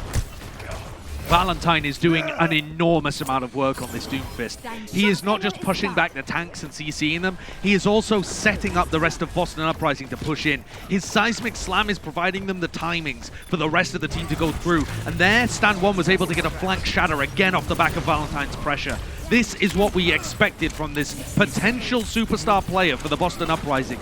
He hasn't showcased too much of it yet, but on the Doomfist, this is looking pretty good. Whoa. Mag just gets blown up by the Amp Matrix. Surely that's going to be the go button here for Boston. They were hunting for Fury, trying to maybe force out the ultimate, maybe get a kill, but they back off. 30 seconds almost now, Josh. That's what they're going to be working with. As they go a decent opportunity. They have a nano boost here to put onto Mag, make some space, and then Assassin is going to have the duplicate. I want to watch Valentine again here and see what he's able to do. Can he relieve pressure for Boston? Boston's positioning, you can see them playing quite far back into the choke point. They're willing to accept a lot of this aggression that's coming through now into the backline. The Deadeye, look at this, trying to make it happen. Primal Rage as well. He hasn't been taken out. The Deadeye. I'm 37 just holds it, and eventually brings him down. The shots are coming off. The duplicate comes through as Assassin. He's going to try and clutch it up now onto the Doomfist. It's not going to be enough though. Builds up the Meteor Strike quickly, and it is quite enough. Still, with the Amp Matrix down, eventually going to be forcing them through. The Dragon Strike Decay, surely not. He might just be turning this now with the help of the rest of his team. The pin comes through from downtown. Stand 1 takes him out, but it's not enough. The Washington Justice just about squeaking it out. And look at that, checkpoint A going their way. Only just though. Whoa, that was ridiculous. They had to solo grab Valentine to be able to lock him down and take him out. And Assassin just gets the duplicate off on him at the same time. So they flip it completely. Rather than Boston having a Doomfist, they ripped Valentine's life away and hand it over to Assassin. And the clutch potential wildly swung the way of the Washington Justice. And now we're seeing, essentially, the Rush Mirror. It's a bit of a weird composition here, I guess, for Justice. They wouldn't normally be running the May Hangzhou, perhaps, but May Hangzhou is still extremely good. Ults now. Boston Uprising want to be taking it aggressively. The Immortality Field was laid down earlier, but they have the sound barrier of that health advantage now. Moving into this one, oh my goodness, the Meteor Strike from the high ground. Almost taken out Decay, but eventually he will fall. Justice like, all right, okay, we'll give you a freebie at the end of the day. But Justice are playing a very odd style of Rush. They're kind of... They've got a bit of carryovers from the previous composition that they've been playing. They're not playing the complete mirror, obviously. No, they're not. And that's going to hurt them a little bit because they don't have the Immortality Field, which is so useful. And Decay doesn't play like something like McCree, which is so good at shutting down Valentine. There's a Bionade, so Valentine has to back. Oh, I'm 37 is caught. Oh, the Amp Matrix as well. That is so much damage on top of the Deadeye, and look at that. I'm 37, only 38 health, but it does not matter. Able to clean up this fight with the help of the rest of the Boston Uprising. And Justice, are they going to be making some moves here? Trying to mirror because them? Brett, I don't think that they're going to change to Decay in any way because they have the Grav Dragon Strike to be able to close this out. I think Decay would be doing more in these fights if he was playing the McCree, but they are so close to these ultimates that that's what you've got to invest in. But yes, Bebe with the Immortality Field is going to be crucial for them here. It is the right pick. It's going to be big. We'll see how they can convert it here. Again, the engagement by Valentine! Fury goes down, that's no Grav! 20 seconds remaining, and now they're going to be forced to clutch it up. Valentine in close quarters, they force Decay back. Josh, I don't know if they're going to have enough time for this. Valentine's engagement there, the Seismic Slam, the uppercut, and then a punch against the wall. Immortality Field doesn't matter. You raise him above it and take him out. Do they have the time? Can they touch the payload and win the team fight? They need to touch the payload. Someone just about gets onto it. The grab is going to connect. Immortality Field laid down with a bunch of ultimates. And Decay is going to get 2. But now they're playing into this Amp Matrix in close quarters. Boston looking to try and turn this one. It's so dangerous to play into this one because I'm 37 is making full advantage of it. The Amplification Matrix gives him all the damage he needs. The Deadeye on top. I don't believe what I'm witnessing. Ridiculous performances from him in the streets. And there you go. Holy smokes. Redemption for I'm 37 as well. So many question marks about this guy coming into the league in 2021. He was almost a bit of a meme figure the last time that he was in the league. Because he had sped run the path to pro, people were making jokes about him replacing the commissioner of the Overwatch League and stuff. And he was just a humorous figure. He didn't really achieve very much once he came in. And he took a time, you know, for all of the promotions he got in his opening season, he was demoted back down to contenders pretty quickly. But he has been one of those players that's put in the work and is now proving himself that he is now that level where he belongs in the Overwatch League. That was a fantastic spree towards the end there. Look at this replay. He does so much work. Dodging this, getting out of the blizzard. Amp Matrix allows him to take down Assassin. So much damage that he's pumping out continuously in this fight, including a gorgeous little headshot towards the end too. And he has to play so careful here. Look at the amount of pressure that's being put out onto him. Because again, it's such a small window of opportunity. I mean, pardon the pun, but with the amplification matrix down, he doesn't have far that he can stretch out to take advantage of it. And he has to play patiently because they're spamming him the entire time. Just countless pressure, but he makes it work in the end. Performing under pressure. That's what you want to see out of Overwatch League caliber players. And I'm 37 showcasing again that he has what it takes to compete against the very best. And that's what the entirety of Boston is doing here, competing against a team that all of us believe are some of the very best. Washington Justice on the defense here, running Fury on the Sigma. He's going to be able to control high grounds really nicely. And Decay and Assassin continuing to play that May Hangzhou.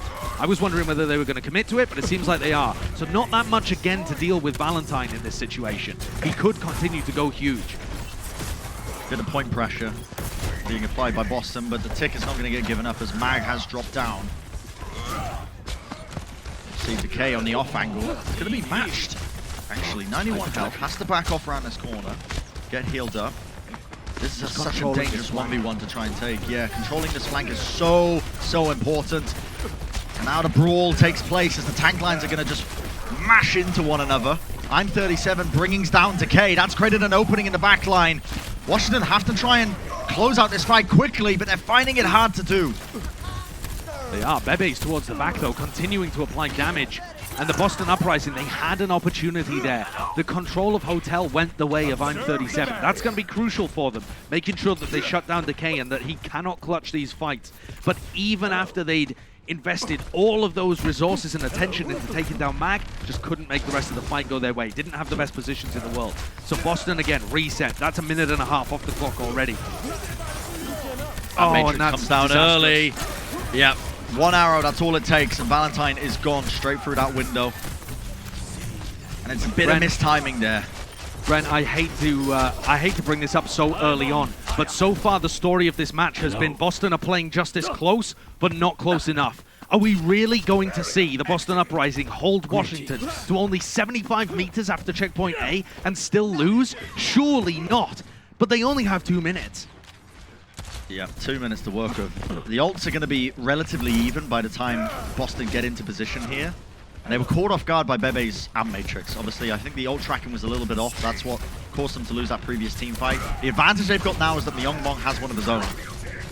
And that's what they're going to be using now to initiate into this fight.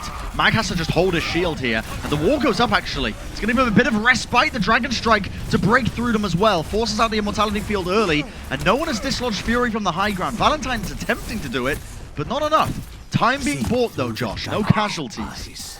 No casualties at all, which is, in some sense, good for Boston, but they've only just taken that high ground.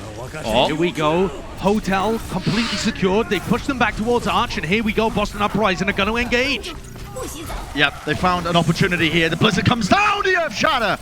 Mag, I believe he caught it onto the only targets that mattered. The tank line is not going to be able to compete. And they're able to just connect up these kills. Valentine has to use the Meteor Strike. I don't know if that's wise. Using the Meteor Strike to disengage, he could have saved that ult now. They still have time.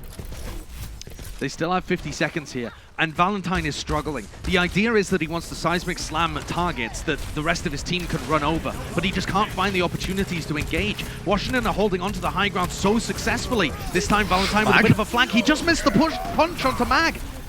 Yeah, Mag gets pushed out into the side. They're not able to get the kill onto him, though, and I'm 37 off onto the side. He's brought down Decay once again. This extra damage off into the flank, the extra pressure has split the attention, but Fury is trying to clutch this up for his team still. Is it going to be enough? Mag falls, and Punk is still perfectly healthy to take this fight further forward. Eventually, it's enough. Boston Uprising just about overcome it. But Josh, now 2 minutes Roughly 30 seconds is what they're going to be going with. This card takes a bit of time to get through this choke point as well. Just as a fast, they can take maybe 2 team fights. This is still not an easy win just yet for Boston. They've got a bit more to go. Certainly not guaranteed, but I would say the hardest part is over.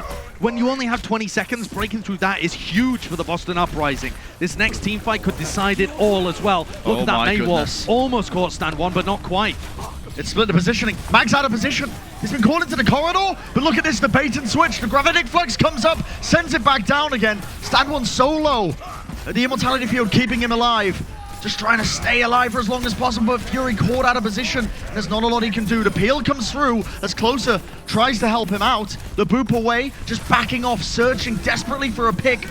Gravitic Flux now comes out into the Gravitic Flux to push them off of the cart. Bebe falls in the end. Boston so close to doing it. The rock connects. Closer trying to contest, but it's not enough. And the Boston Uprising are going to be taking a map in this series and showcasing again that they can stand up to the Titans that is the Washington Justice. What a map. What a series so far, actually. Not expected that this one would be so close. And yet Boston are playing up to their opponents for sure. I like the strategies that they're running here. We talked, or rather when we were talking to some of the players and coaches at the beginning of the season, a lot of people were mentioning this Doomfist brawl, this Doomfist rush kind of comps that were being played early on in scrims.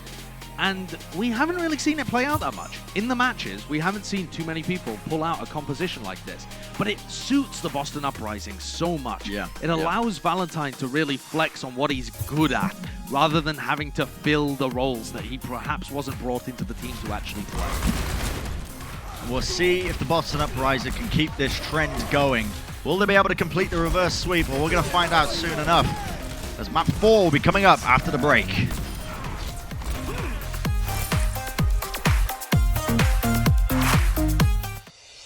Coca-Cola is the official refreshment of the Overwatch League.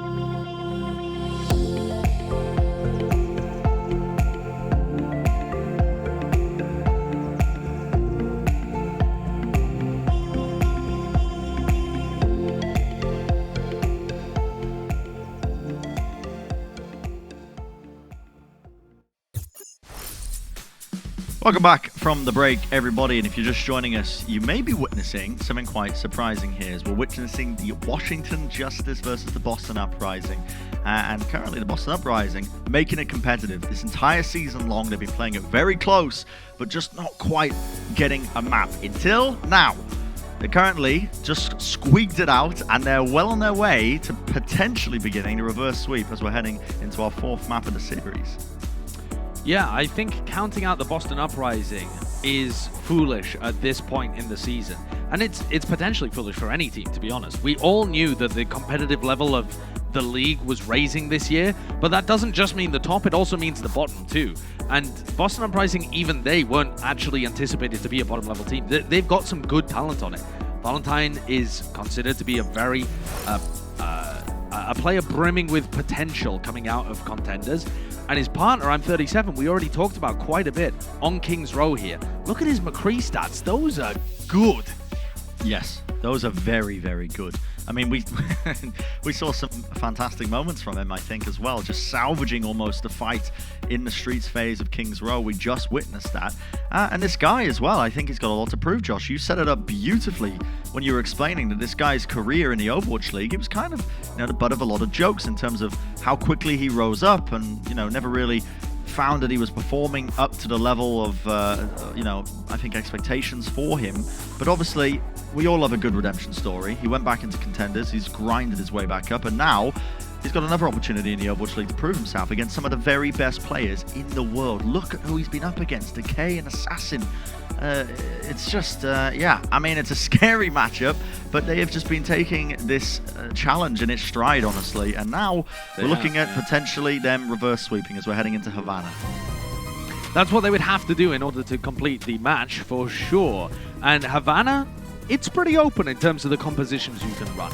We could see some kind of Rush-esque mirror like we saw on King's Row, or we might see the teams opt for some kind of double shield kind of setup. That tends to be the way that things have worked, or maybe even some kind of ball setup as well. Although most teams are tending towards either the rush or the double shield. For the Boston Uprising though, Bren, as well, this is an opportunity to prove people wrong, even if they lose this match, that they are continuing the kind of Boston curse of being at the bottom of the barrel.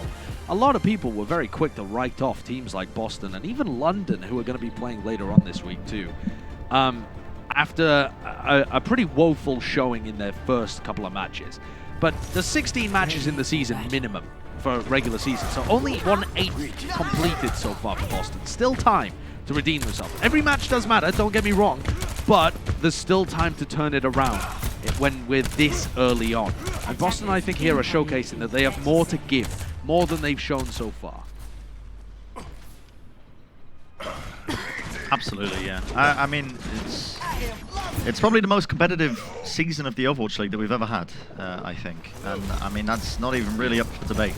Every team is retooling with side grades or upgrades in some capacity, and you've ended up with some really close games thus far. It's hard to predict how most matches are going to go. The Washington Justice, though, going to be playing the rush composition, again with Decay on the Hangzhou, up close. We've seen this so often on Havana. These teams just trying to take as many team fights as possible, and that means you're fighting right at the spawn door. Wow, and Valentine immediately makes himself known there. Destruction of Mag. That's huge. Weird to have Decay on Hangzhou, actually. When you're trying to hold close to the spawn door like this, normally you would want a McCree, something that can brawl really close range. They're playing with a Sigma and a Hangzhou, which is much more of a slow-paced version of this composition. So that was entirely ineffective, and Mag is gonna look rough here, because he's fighting against a McCree and a Doomfist. It's somewhat similar to the May Doomfist stuff that we've seen recently from the Dallas Fuel, and I think the Houston Outlaws also brought it out for one map, where the main tank is just the focus of bullying. Mag is going to get bullied by the CC from Valentine, and I'm 37. Someone already building up this Earth Shadow! Oh my goodness! Connects it onto a couple of targets, but that's all you need when you got the amplification matrix behind you. Finds them quite easily, and Josh, dare I say, so far over the course of this series, it's looking like the Washington Justice, at least when it comes to those rush compositions, when you're mirroring up between them, Boston seem to have a slight edge in terms of their understanding of just how to take these team fights. Yeah, and I'm not sure that's going to translate all the time, but I think specifically Washington are struggling to deal with the Doomfist. They don't have a great answer for it. Decay started on Hangzhou, went to McCree, now he's back to Hangzhou, Fury swapped over to Diva. They're still trying to figure this out on the fly, and it's the same comp that they struggled with, or a very similar comp, as King's Road.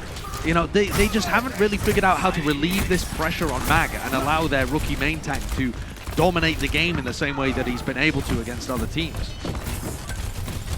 Opportunity here for Washington. They're going to play fast, right round the corner as the Matrix goes down. The Fire Strike went through the window, but ate up in the end by Punk. And Boston obviously just going to respect it. Eventually it's going to fade, and now they're going to start to rotate back around. Gravitic Flux going to be used. Ultimates just traded out. Sound Barrier used as well. Punk now at the off angle. Accretion's going to get blocked up here as he's on the bridge. Forced to drop down to be with the rest of his team, but I'm37 goes down. Going to be finding a lot less damage now in these team fights if you are the Boston Uprising. I don't know if you want to continue to fight this. Good investment of ultimates there from the Washington Justice, particularly Assassin. Throwing that Blizzard around the corner relieved so much of the pressure from his tank line. And here comes Decay, doesn't manage to get eaten up there. No Diva on the other side. Decay is firing in.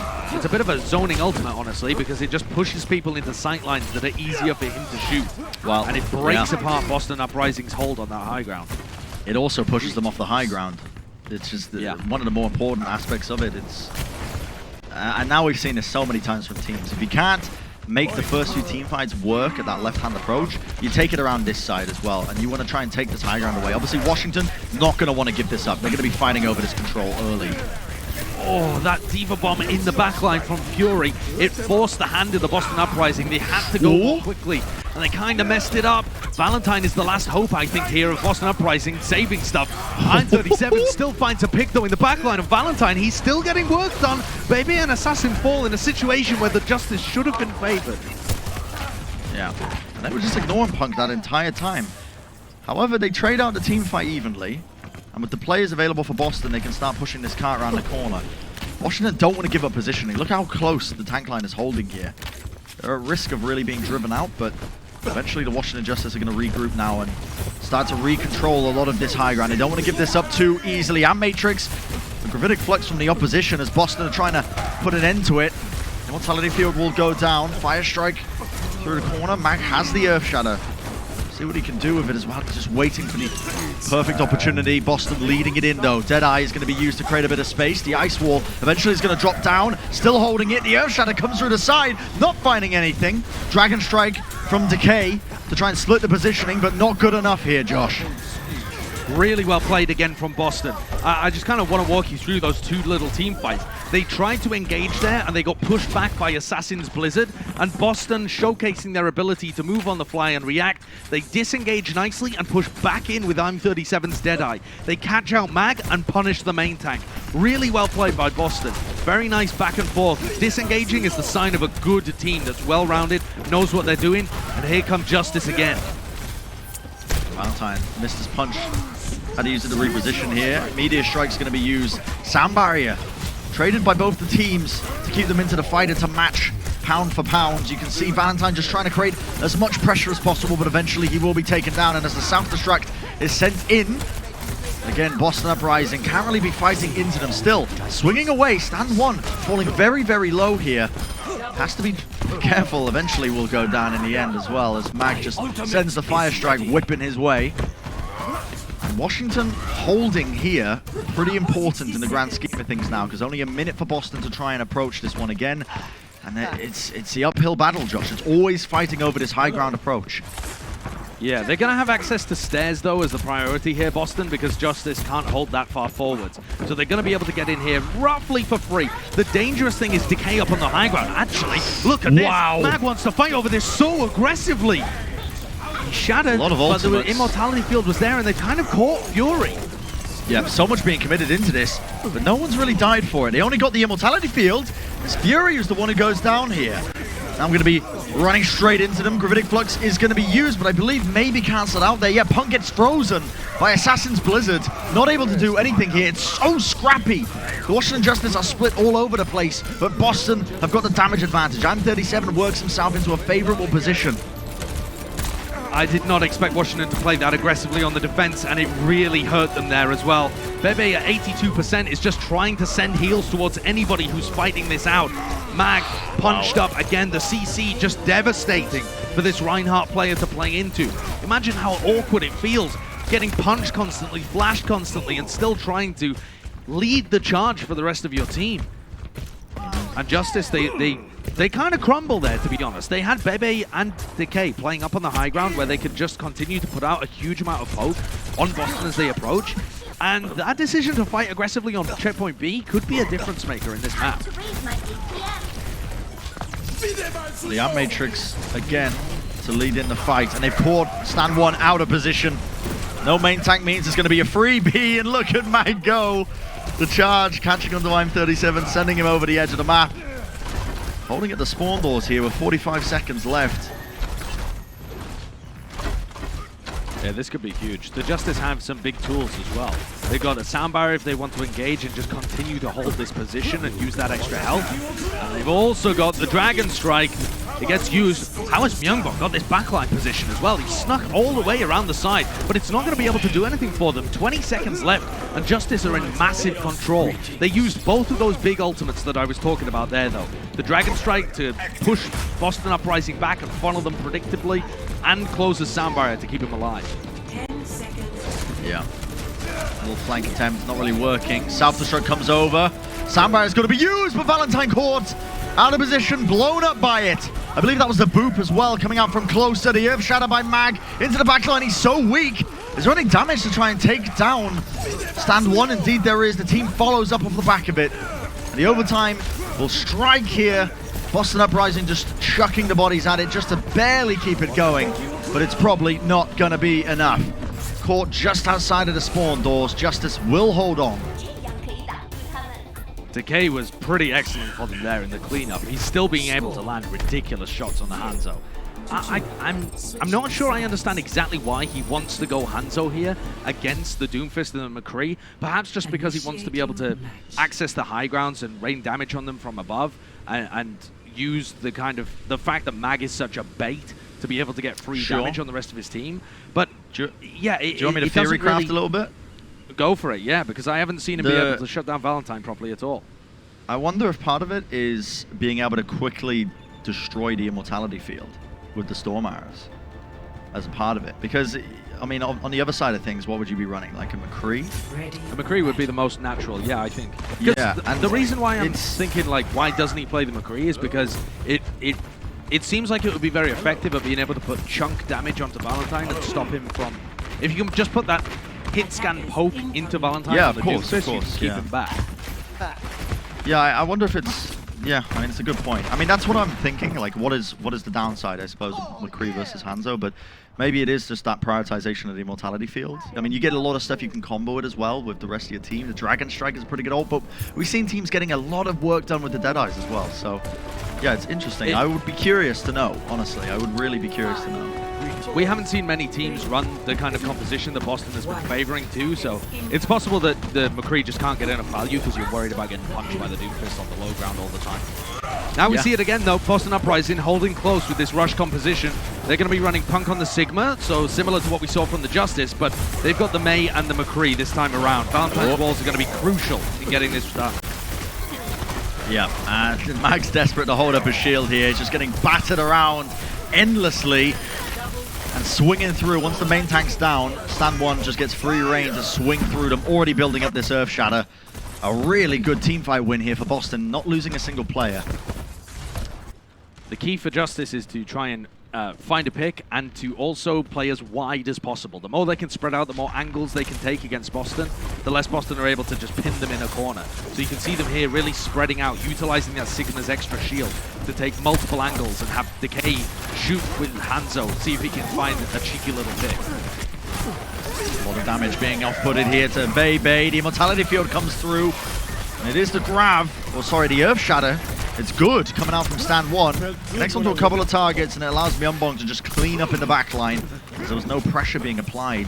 Another good teamfight win here for Boston, just shaving off the seconds. They are doing a great job at holding forwards, but because Valentine is dead here, Justice have a massive advantage in the next fight. So if they can take it quickly, I'm 37 though, he uses his ultimate to try and slow them down. This is buying time for Valentine to get back in, and they catch Bebe as well. Yep, they seem to be winning this team fight off the back of it, but still the damage is far too much to overcome. Gravitic Flux has to be committed for them to try and win this one out. Eventually, they're going to do it. Yeah, nice attempt from Boston. And again, they bought a lot of time, and they bought some ultimates as well. The Amp Matrix and the Gravitic Flux by Washington had to be used to try and break through that chokehold that they had at the spawn door. Yeah, and now Decaying on his attacking Hangzhou has access to so many great sight lines for long distance play. He's going to be able to get access to tons of high grounds and just pepper them with shots. Here comes the Gravitic Flux and the Dragon to try and kite it away. Who is Punk going to manage to catch in this? The Immortality Field has already been used. Yeah, Punk's just ready and waiting here. The sound barrier is used. Earth Shatter laid down. Actually connects us onto Valentine and Punk, I believe. And it separates the team enough so that they can take down Stand 1. Punk out of position, but the sound barrier will connect and heal him back up. Blizzard's going to be unleashed as well. Valentine desperately trying to take down Mag, will get it done. And the sound barrier advantage there for Closer, for Faith. He was able to use his so much later. The Immortality Field, for some reason, didn't quite catch why, was used early for Bebe, and then Closer forced to use his sound barrier to counteract Punk's Gravitic Flux, which just allowed Boston to regroup and push back in with a nice May wall coming out from Valentine and a lovely sound barrier from Faith. Boston holds strong again, 1 minute left. This is looking extremely winnable for them. Amp Matrix is going to be used on the cart now, so it moves forward to the rest of the team. And they're just trying to split apart the tank line of the Boston Uprising. The Deadeye by M37 is going to cut across. It's going to force them to split up here. Playing around these angles. Doesn't get too much done with it. And the fight's taken a bit of a downturn here. Neither side wants to commit too hard. Icebox used. Valentine caught out of position.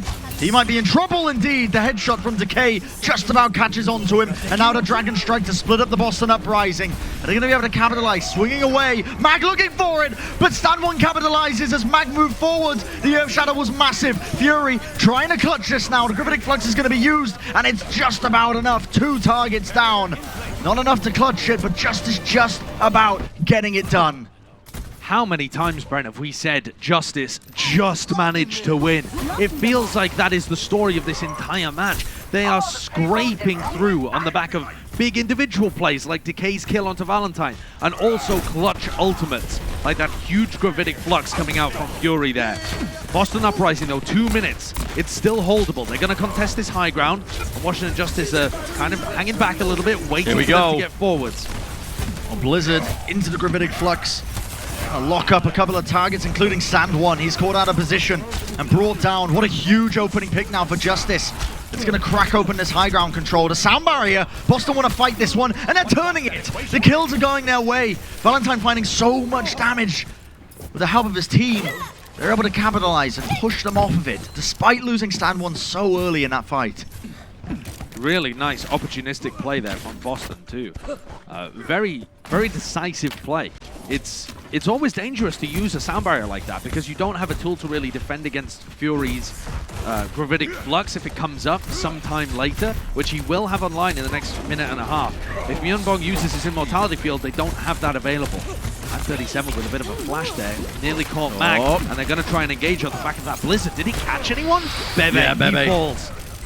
Caught out of position. That is brutal. Lost one of your key players now in this comp. Deadeye from M37 doesn't quite get too much done, but Boston are in a grand position now to push this one. Justice trying to turn it. The sound barrier is going to be leading him in. The Gravitic Flux as well, caught onto so many targets, and that has set them up and brought them back down again for the old 1-2 combo. Fury just about getting it done. Again, 50 seconds remaining. Yeah. And there's the ult at play too, Bren, right? That's the problem with Faith using his sound barrier in the previous fight, is that if Boston aren't able to save their Immortality Field for the perfect timing, Fury just gets that one off for free. And now we're getting up to another Blizzard as well, and this is where it starts to get scary for Boston, because the momentum is building for Washington Justice. Ooh, they caught Mag out of position, but the Dragon Strike, it's cutting them across! And Mag, what a beautiful play with the Earth Shatter to try and close out this checkpoint B. That may have just saved the entire series for them. The cart's going to roll through, and Josh, look at that checkpoint. It does not have to go far. No, less than 35 meters, and the Washington Justice, they can smell their victory. A reminder that if they win this series, they are through to the knockouts of the May Melee. And Boston Uprising, if they lose, they're out. This game is so important for both teams, and it's been just hanging on a knife's edge the entire time. At Matrix, the aggressive approach now by Washington. The cart moving slowly to his objective. Boston trying to counteract it, maybe getting this kill. So close, Mag is just being chunked down tremendously. It is a brutal amount of damage, but Boston, they're salvaging it. They've just about found the edge they need, and now they can chase down Fury and the rest of these stragglers hunting for these kills. Still not able to get it, and now they've opened themselves up to an off angle by Decay. They're not out of it just yet, Josh. Not quite. Look at Mag and Fury's ultimates. Fury with the ult and Faith still only at 85%. They're not going to have the sound barrier for this. They're going to need that immortality field. Oh, people are dropping so weak. Faith just gets it online though. Can they capitalize off the back of this sound barrier? Comboing up the abilities, Mag with the Earth Shatter. It takes down Stand 1. It might just be enough. The players are so low on either side, but the Blizzard should seal it. And there you go, ladies and gentlemen, the Washington Justice sailing it in, and they're going to be taking the series in a 3-1 fashion. Heartbreaking for the Boston Uprising. You could tell how much they wanted it. So close, so back and forth at every single point. My goodness, they put up a good show. You couldn't get two different reactions from the end of that match. Just the look of what if on every player from the Boston Uprising, and just relief from Washington. Not really elation, not like they've taken down some huge opposition, just relief that they were able to get done what is expected of them. And that was way closer than most people were expecting. The Boston Uprising had very good opportunities to actually just outright win this series. But Washington, they prevailed. They absolutely did. I mean, you can see that they're all up and about. They're presumably celebrating this win because it's a big one for them. You know, they're going to be 3-0 now over the course of the opening of the 2021 season. And Boston Uprising as well. Just to say a couple of... Oh, go on, Josh. You want to add something with the Well, I was going to say that just locks them in to the May Melee knockouts, remember? So this was a big game for them. That 3-0, they are through now to Sunday. Yeah, but I hope this match honestly serves as a bit of a moment, I think, in 2021 when the fans look back at this series and they see a team like Boston as well. And I think this is really the biggest example that we've really seen. Maybe the other one being Houston beating the Shock. But every team is dangerous this season. Every team can hand it to even the very best in each region that we've got currently in the 2021 season. You cannot underestimate any team coming into this. And Boston showcased that. Despite the fact that they didn't walk away with the win, they had so many winnable moments. They absolutely did. And I think that a lot of them, especially early on in the series, came down to our player of the match as well, presented by Xfinity. It's Mag. I mean, the guy was actually just a beast. At the beginning of the series, particularly when he was able to play more of the like Winston and the ball setups as well, this guy was a freak at just getting Washington the maps that they were supposed to be able to win. This kind of play towards the beginning. Of course, the recency bias, you're going to be thinking about the Reinhardt performance, which, you know, he had a lot of trouble dealing with when it came to Valentine and M37 playing the Doom and the McCree. But Mag really got them into a winning position. Absolutely, yeah. And I think as well, that recency bias of him playing the Reinhardt, he has such a hard job of it. He's got to find Earth Shatter value against the Sigma and a Rein. That's double shields, and he's being punched the entire time, or flashbanged, or frozen. It doesn't matter what comp they're playing. It's a difficult position to get value out of when you're playing that Reinhardt. It's like you've been transported back to 2018 Overwatch. You know, you're being crowd controlled all the time. But Mag gets it done, and that is why he is our player of the match here. You can see his stats, the numbers that he's putting up. The Earth Shatter kills per 10 minutes at 3.8. Pretty absurd stuff. Yeah, overall, though, a large amount of deaths. And I do think, as much as we are giving him credit here across the course of this series, there are still question marks, I think, about Mag's different heroes that he can bring to the table on top of his Winston. We know that his Winston is spectacular. We've seen it time and time again when he was playing in Contenders. He's had some just nutty clips popping off. And even that play that we just saw on Volskaya, you can tell that this guy has enormous talent. But it's how the entire team brings it together and plays it, especially in more like extreme team-centric death ball compositions like the Rush where he's playing the Reinhardt, how then does he fit in against the best in the league? Absolutely, yeah. And we're going to be finding out as well as that match gets broken down as we head to a break on the other side of things, of course, the Watchpoint post show. So don't go anywhere, ladies and gentlemen. Even more Overwatch breakdowns coming up after this one. We'll see you then. Coca-Cola is the official refreshment of the Overwatch League.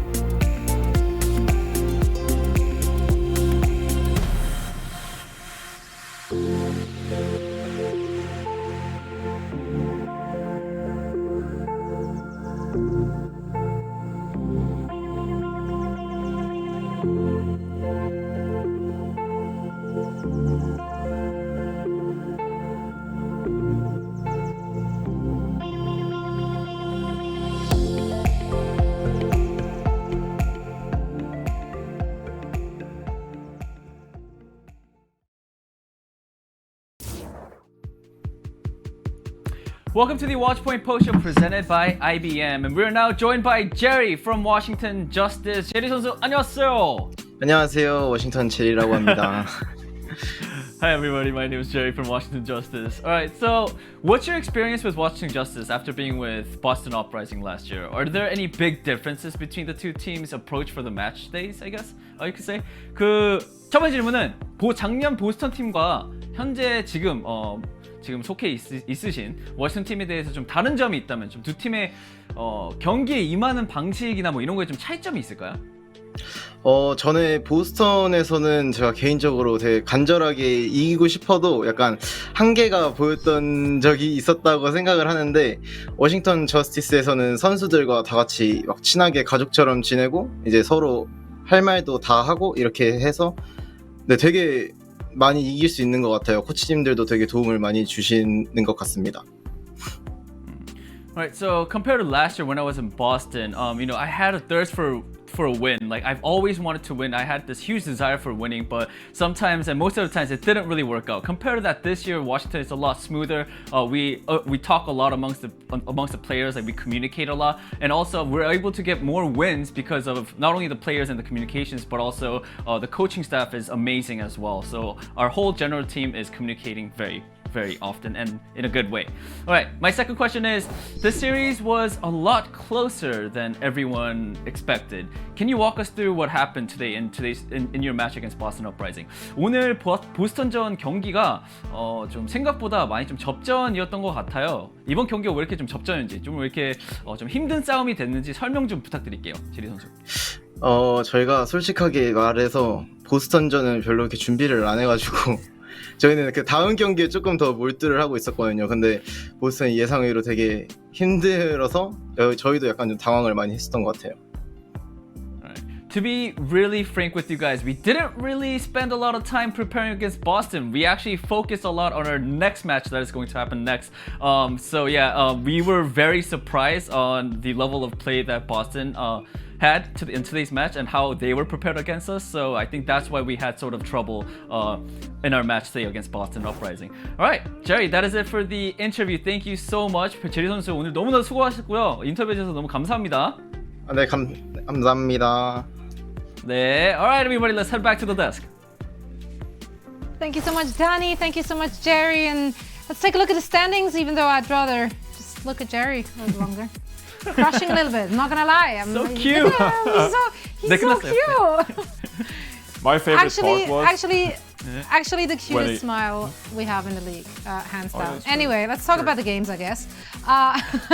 Let's talk about the standings, because we're just one day away from knockout round, where the top 6 teams in the NA region will play on Sunday. Now, Atlanta's victory keeps them alive, just barely so, and sets up a huge match versus the Shock on Saturday.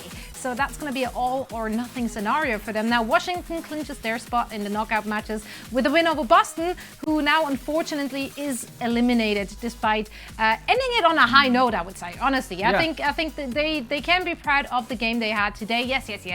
Washington took it. But, Boston didn't just hand over their lunch money. They fought for it, and I loved seeing that. Right, Costa?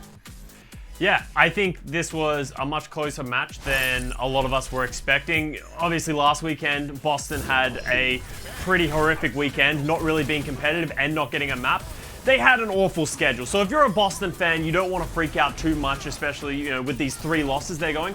This is the match you want to look at. Look at the Boston improvement, but also finding their identity. We got to see Valentine go into that Doomfist and really sort of throw a wrench in the Washington Justice game plan, and it worked so well. You can see when they are playing their style, when they were going forward. Even Havana, they had the edge so many times. Just the brilliance of the Washington Justice coming forward a little bit too much in this series. So I am excited to see more Boston. I want to see them play against teams that aren't like the top 3 in NA, so I can really start getting a feel for where they stand. But, good looks for the Boston Uprising today. Hey. They're playing along on Spitfire tomorrow. Sorry, now you got a chance to put a win on the board. They're right there. I like what I saw from Boston too. So, I already predicted Boston against London. So they might get a win, Zoe. That'd be nice. Exactly. Yeah, I got them in my pick'ems also reinforced. And I didn't just copy yours. fact. No, I believe you. But no, honestly, I think Boston Uprising, like they can be proud of their performance. They went up against one of the favorites in the league, punching upwards, and they made it look very competitive. Don't be fooled by the score at all. Like those maps were close maps as well. And yeah, all right, Jerry did just admit to you, Danny, that they may or may not have spent an awful lot of time preparing. But I don't think, like, looking at what the Washington Justice brought to the table, they didn't play like super sloppy or something either. I think we do have to give credit here to the Boston Uprising for putting up a really good fight. Now, speaking of a good fight, let's talk about that first match of the day. Atlanta Reign finally gets that W on the board, and you know, I think maybe hold off on selling your Scrimbucks. You know, I'm just gonna be out there throwing some hope at all those Atlanta fans. They did sweep the Paris Eternal. Both teams coming into this as, you know, good rush teams, but Atlanta showed us some different looks as well, Reinforce. Well, certainly some different looks. I mean, I was worried about my Preds when I saw Pelican on Brig, because I wasn't ready for that. But then, oh, big shatter. Like, sorry, I just saw this shatter and it just interrupted my train of thought. It's like my feral instincts just like, big shatter, go. Oh my god, I completely lost my memory. I mean, yeah, that was one of the best shatters of the day from Dan, so huge credit there. About the Atlanta Reign though, yeah, they looked a lot better when they got to play this random composition. Obviously, great maps in the pool for them today, Hanamura and Eichenwalde, two maps that are really strong if you like to play Reinhardt. And that is what we expected from the Atlanta Reign. So great performance from them, but also going back, being able to play Busan with the Wrecking Ball and Pelican on Brig. Look, I'm gonna have to ask for some answers why that was the case, but still, they managed to win. Kai had a great game on that map as well, so now you're seeing some diversity from the Atlanta Reign while also maintaining their performance on Reinhardt comp. So strong performance from the Atlanta Reign in this one. Yeah, I mean, Danny did have a chat with Pelican right after the game, and what did he say? Like that he's played a lot of Brig in the past, or what was it? Brig in the past, when during the GOATS meta he played a lot, so the team sort of wanted to try that. Try him on Brig, and they had him on Brig on scrims and like practices, and it went well, and that's why he sort of stuck with Brig. Still crazy to me.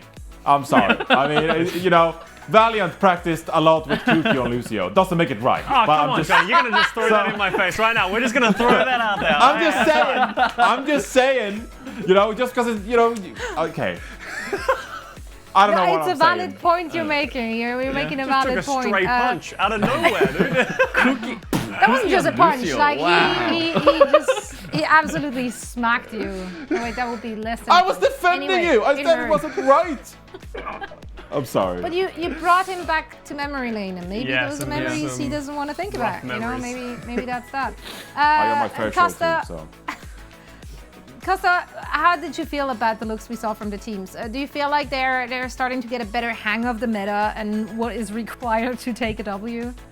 Yeah, absolutely. I think we saw an absolute slugfest between Gator and Dan in this like entirety of the series. There were shatters going back and forth, but it was great team play as well. You can see that synergy, and you can just see how much Atlanta Reign really excel when they are able to play that brawl. I think they might honestly be one of the best teams that we have in the North American region at that style.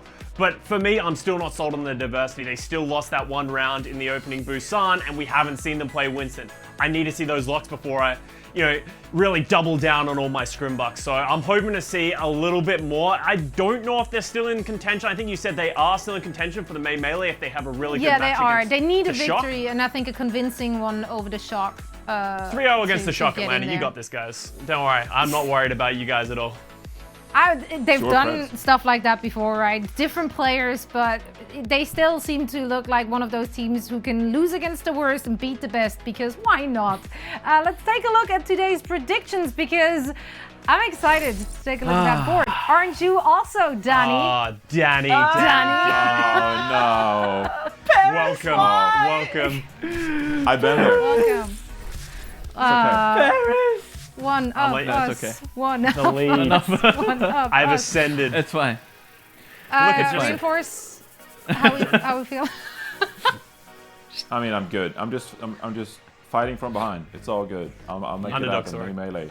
It's a long way. Yeah, no, you just make it more interesting. It would be so boring if we all had the same score, right? Exactly. I'm here to entertain, Zoe. Yeah. That's why I played things wrong. Yeah, me too. That is why I picked Paris today. That is why I wanted you guys to take the win. So I could, I mean, low-key, that's why we do anything we do here, right? we're okay with being a bit clowny with it, and sometimes it comes true, and that's great. Right. So yeah, that was one of my highlights. Was of course looking at a prediction board, seeing Danny fall from grace. Always a good time. We of course have more highlight-worthy moments which we want to share with you. But before that, we're heading into a very quick break. Don't go anywhere. The Overwatch League is brought to you by Coca-Cola, the official refreshment of the Overwatch League, and by IBM, the official cloud and AI partner of the Overwatch League.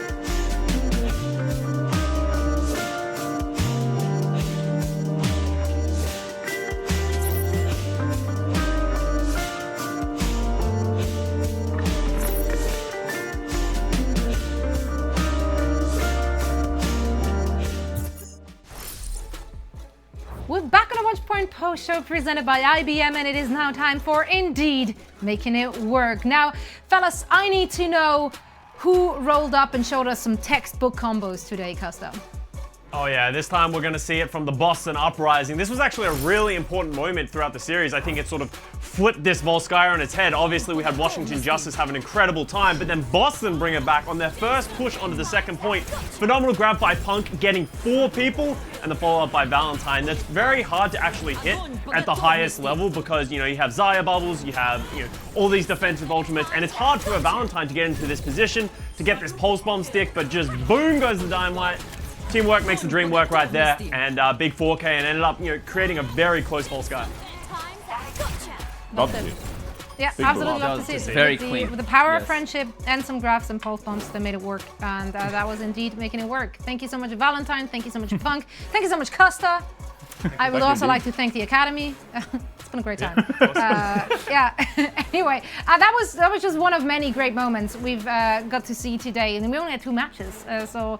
You know, we're blessed here. We're blessed here with so much good play and so many funny moments as well. So we want to share a few more with you as we're taking a trip down memory lane and share our best of the day. And I'm going to start us off and hand out some participation badges and you know, just some.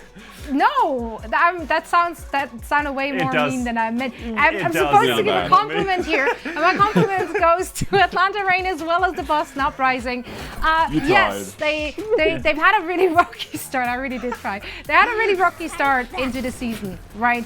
And I understand that that was scary for a lot of fans, given that there was a lot of hype coming into this season for both of those teams. But also, we gotta be fair here. They did have tough opponents in their schedules as of right now. And they, you know, their trajectory is going upward. I think both of them showed us some really good moments in their last few matches. and we can just see them improving. We can see them taking notes. We can see them doing their homework, and they're coming prepared.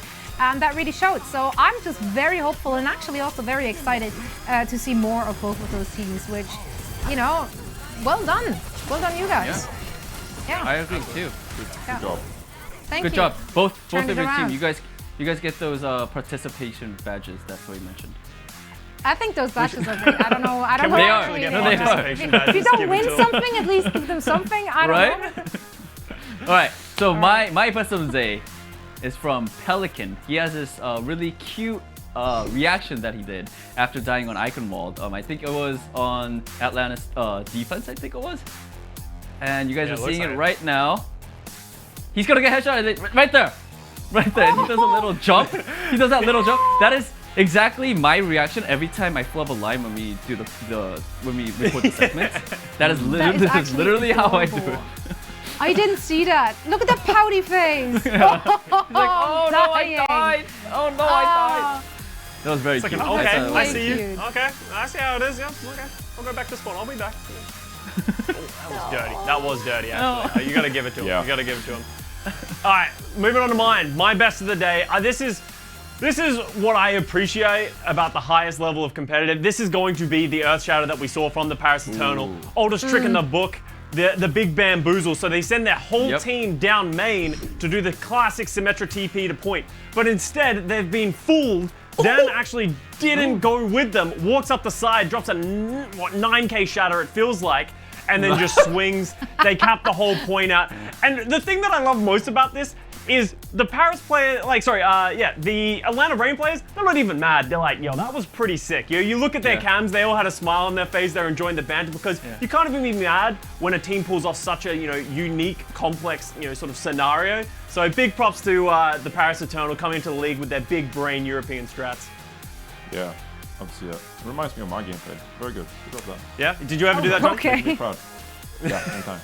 Many times. He would if he would have a good team to back him up and actually, execute. Oh, bro! He can hit those shatters. he can hit those shatters, no problem. Why are you rude to my teammates? You don't even have teammates. At least we are your teammates. You guys not my teammates? I don't have any teammates. We're not even friends. Oh my lord! You're my best. I don't want to talk about this anymore. Let's talk about someone who's actually really good at this game. It's DK, because his Tracer was phenomenal. I mean, this guy is MVP material right here. I'm so excited to see him on a great team this year. Obviously last year it started out a little bit rough, but now he's on the Washington Justice, playing with Mag, playing with Fury, and he's just making it work. I mean, it's ridiculous. He carries some of these team fights by himself. Ridiculous Tracer performance by DK, specifically here on Volskaya. Big credit to him. Love seeing him perform in the league. Can't wait to see much more DK gameplay later on in this season. We've been blessed. We were blessed on this day with DK Tracer. Love to see it. Filthy pulse bombs. Like, he had some that I was just you're not even allowed to do that in Overwatch. That's just mean. So I felt for Valentine heading into Volskaya, and I'm like, DK is gonna be on Tracer, and like you're already stepping into like the Tracer role which you weren't supposed to play in the first place, and then you go up against DK, like, nice, thanks. It's like it's honestly like front row in like one of the medieval battles where you go like, well, I guess I die here, so that's cool. Thanks, thanks guys. Yeah, no, you hate to see it, but also you love to see it. So there is that. Now, speaking of love, we have more awesome games, of course, coming your way tomorrow. So let's take a look at Friday's schedule to see what is gonna go down here in the Overwatch League. We're kicking things off with what? No, it's just good ones. Sorry, I didn't mean to interrupt. I apologize. That's all right. That's all right. I thought it was really important. It sounded serious. Oh, it was not. That's why I stopped. I don't think. Okay, then I guess I just move on. Busted Uprising will go up against the London Spitfire at 12 p.m. PT. Afterwards, we're going to see the San Francisco Shock and the Mayhem. That ought to be a very exciting game. Yeah. And then last but not least, Toronto Defiant and Washington Justice will try and battle it out. Which one gets you excited? Oof. All of them, honestly. Yeah. 100 points for Costa. I want to know how hard the Mayhem are going to be able to push the Shock. The Shock are a defensive wall that can never be broken, but the Mayhem just have sheer raw power of aggression. Yaki versus Striker. That's all I need to say for that entire matchup more than anything. Yeah, I agree with that. I think it's going to be a really close match, but I still predicted Shock 3-0. That's how good it's going to be. 3-0? Damn. Yep, I did. There's Okay. Hanamura in there. I think Eichenwald is in there. They're just gonna play super on Ryan and just dominate them. I'm sorry. Look, I got mad This is how appreciation for OG try-hard and he is Winston, with double his bubble. pick'ems. I'll tell you what, like, this is how try-hard he is. He actually goes to look up which maps are going to be played, and then he makes his and then pick'ems. decides. Respect the Vote hustle. with your heart. Like, what? He really like wants doing that my May job. statue. Yeah. I'm actually- Danny is using his heart, not maps, and, he's been in the lead for the longest time, 1 week. And it didn't work this week. But I mean, I'm actually really excited for Washington versus Toronto, because during my interview with Jerry today, he said Washington was preparing a lot for that match. So I want to see how like strong Washington comes out on tomorrow's match. All right. So you're expecting a dominant performance from the Justice? If Justice Right. can't roll them, then I'm gonna blame it on Jerry. Fair, absolutely fair. Hup. Okay. Well, there you have it, Jenny. You put yourself in that pickle. Predicament in that pickle. I don't think that's a saying. Anyway, let's take a look at clinching scenarios, because there are still some things which can shift around and make it work for some teams. And you know what? No, actually, we're just gonna look at the Friday schedule in the Eastern region first, because that's really what I wanted to talk about. Right, the first one, that's a that's a match. Let's go Valiant! Valiant will go up against the Guangzhou Charge. Now, both teams have had some struggles early on here in the season, but let's see who's going to come out on top of that one. Afterwards, we're going to have the Seoul Dynasty, or also kind of the London Spitfire, going up against the NYXL. That's going to be a very, very interesting match. Lots of old rivalries. Costa shaking his head. He does not want to work with our storyline, which we artificially put up for this particular match. Why are you ruining it for everyone, Costa? Why are you not believing? My cat is just having a breakdown. Bo, just calm down. It's fine. I mean, it's about time you feed Bo, right? Yeah. Every time during For the post show, it's time for food. I think it's always time for food. That is factual. And then, of course, Shanghai Dragons will go up against the Spark. Spark also having a rough start into the season, so let's see if they can maybe redeem themselves. It's going to be very interesting to see who's going to come out on top and who isn't. And I think now we're looking at clinching scenarios. Clinching scenarios? Yes. Hold on. Maybe? Toronto and Florida win, so they're in. Spitfire do lose, they're whatever out. you want, actually. All right, there we go. There we go. There we have it. Maybe that was there before and I just didn't see it. Yeah, right. I'm just gonna read it off. You can read with me, everyone. Mayhem and Defiant win. They're in. Spitfire lose. They're out. They're out. Got it. That was reading with Zoe. Boom. There we go. right. Tune in again tomorrow. We're going through the alphabet. It's gonna be very exciting. Can I just say, unironically, like before we, Yes. the APAC matches tonight are incredible. They're gonna Like, be I'm going to exciting. love it. Valiant, Guangzhou. Not talking about the individual skill. It's going to be close. It's going to be lovely. New York, Seoul, Shanghai, Hangzhou with a new coaching staff. Guangzhou and Ligue. Come on, let's see it. Let's see it. I'm gonna love these matches, Zoe. So I You're might gonna stay up stay all up all night and night then. Are you gonna show stay up. up? Yep.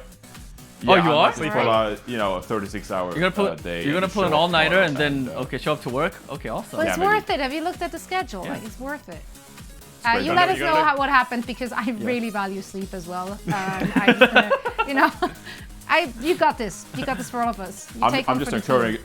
encouraging our audience to just stay up all night. Well, we can do that too. That's of what course. I would do if I wasn't working. But I guess.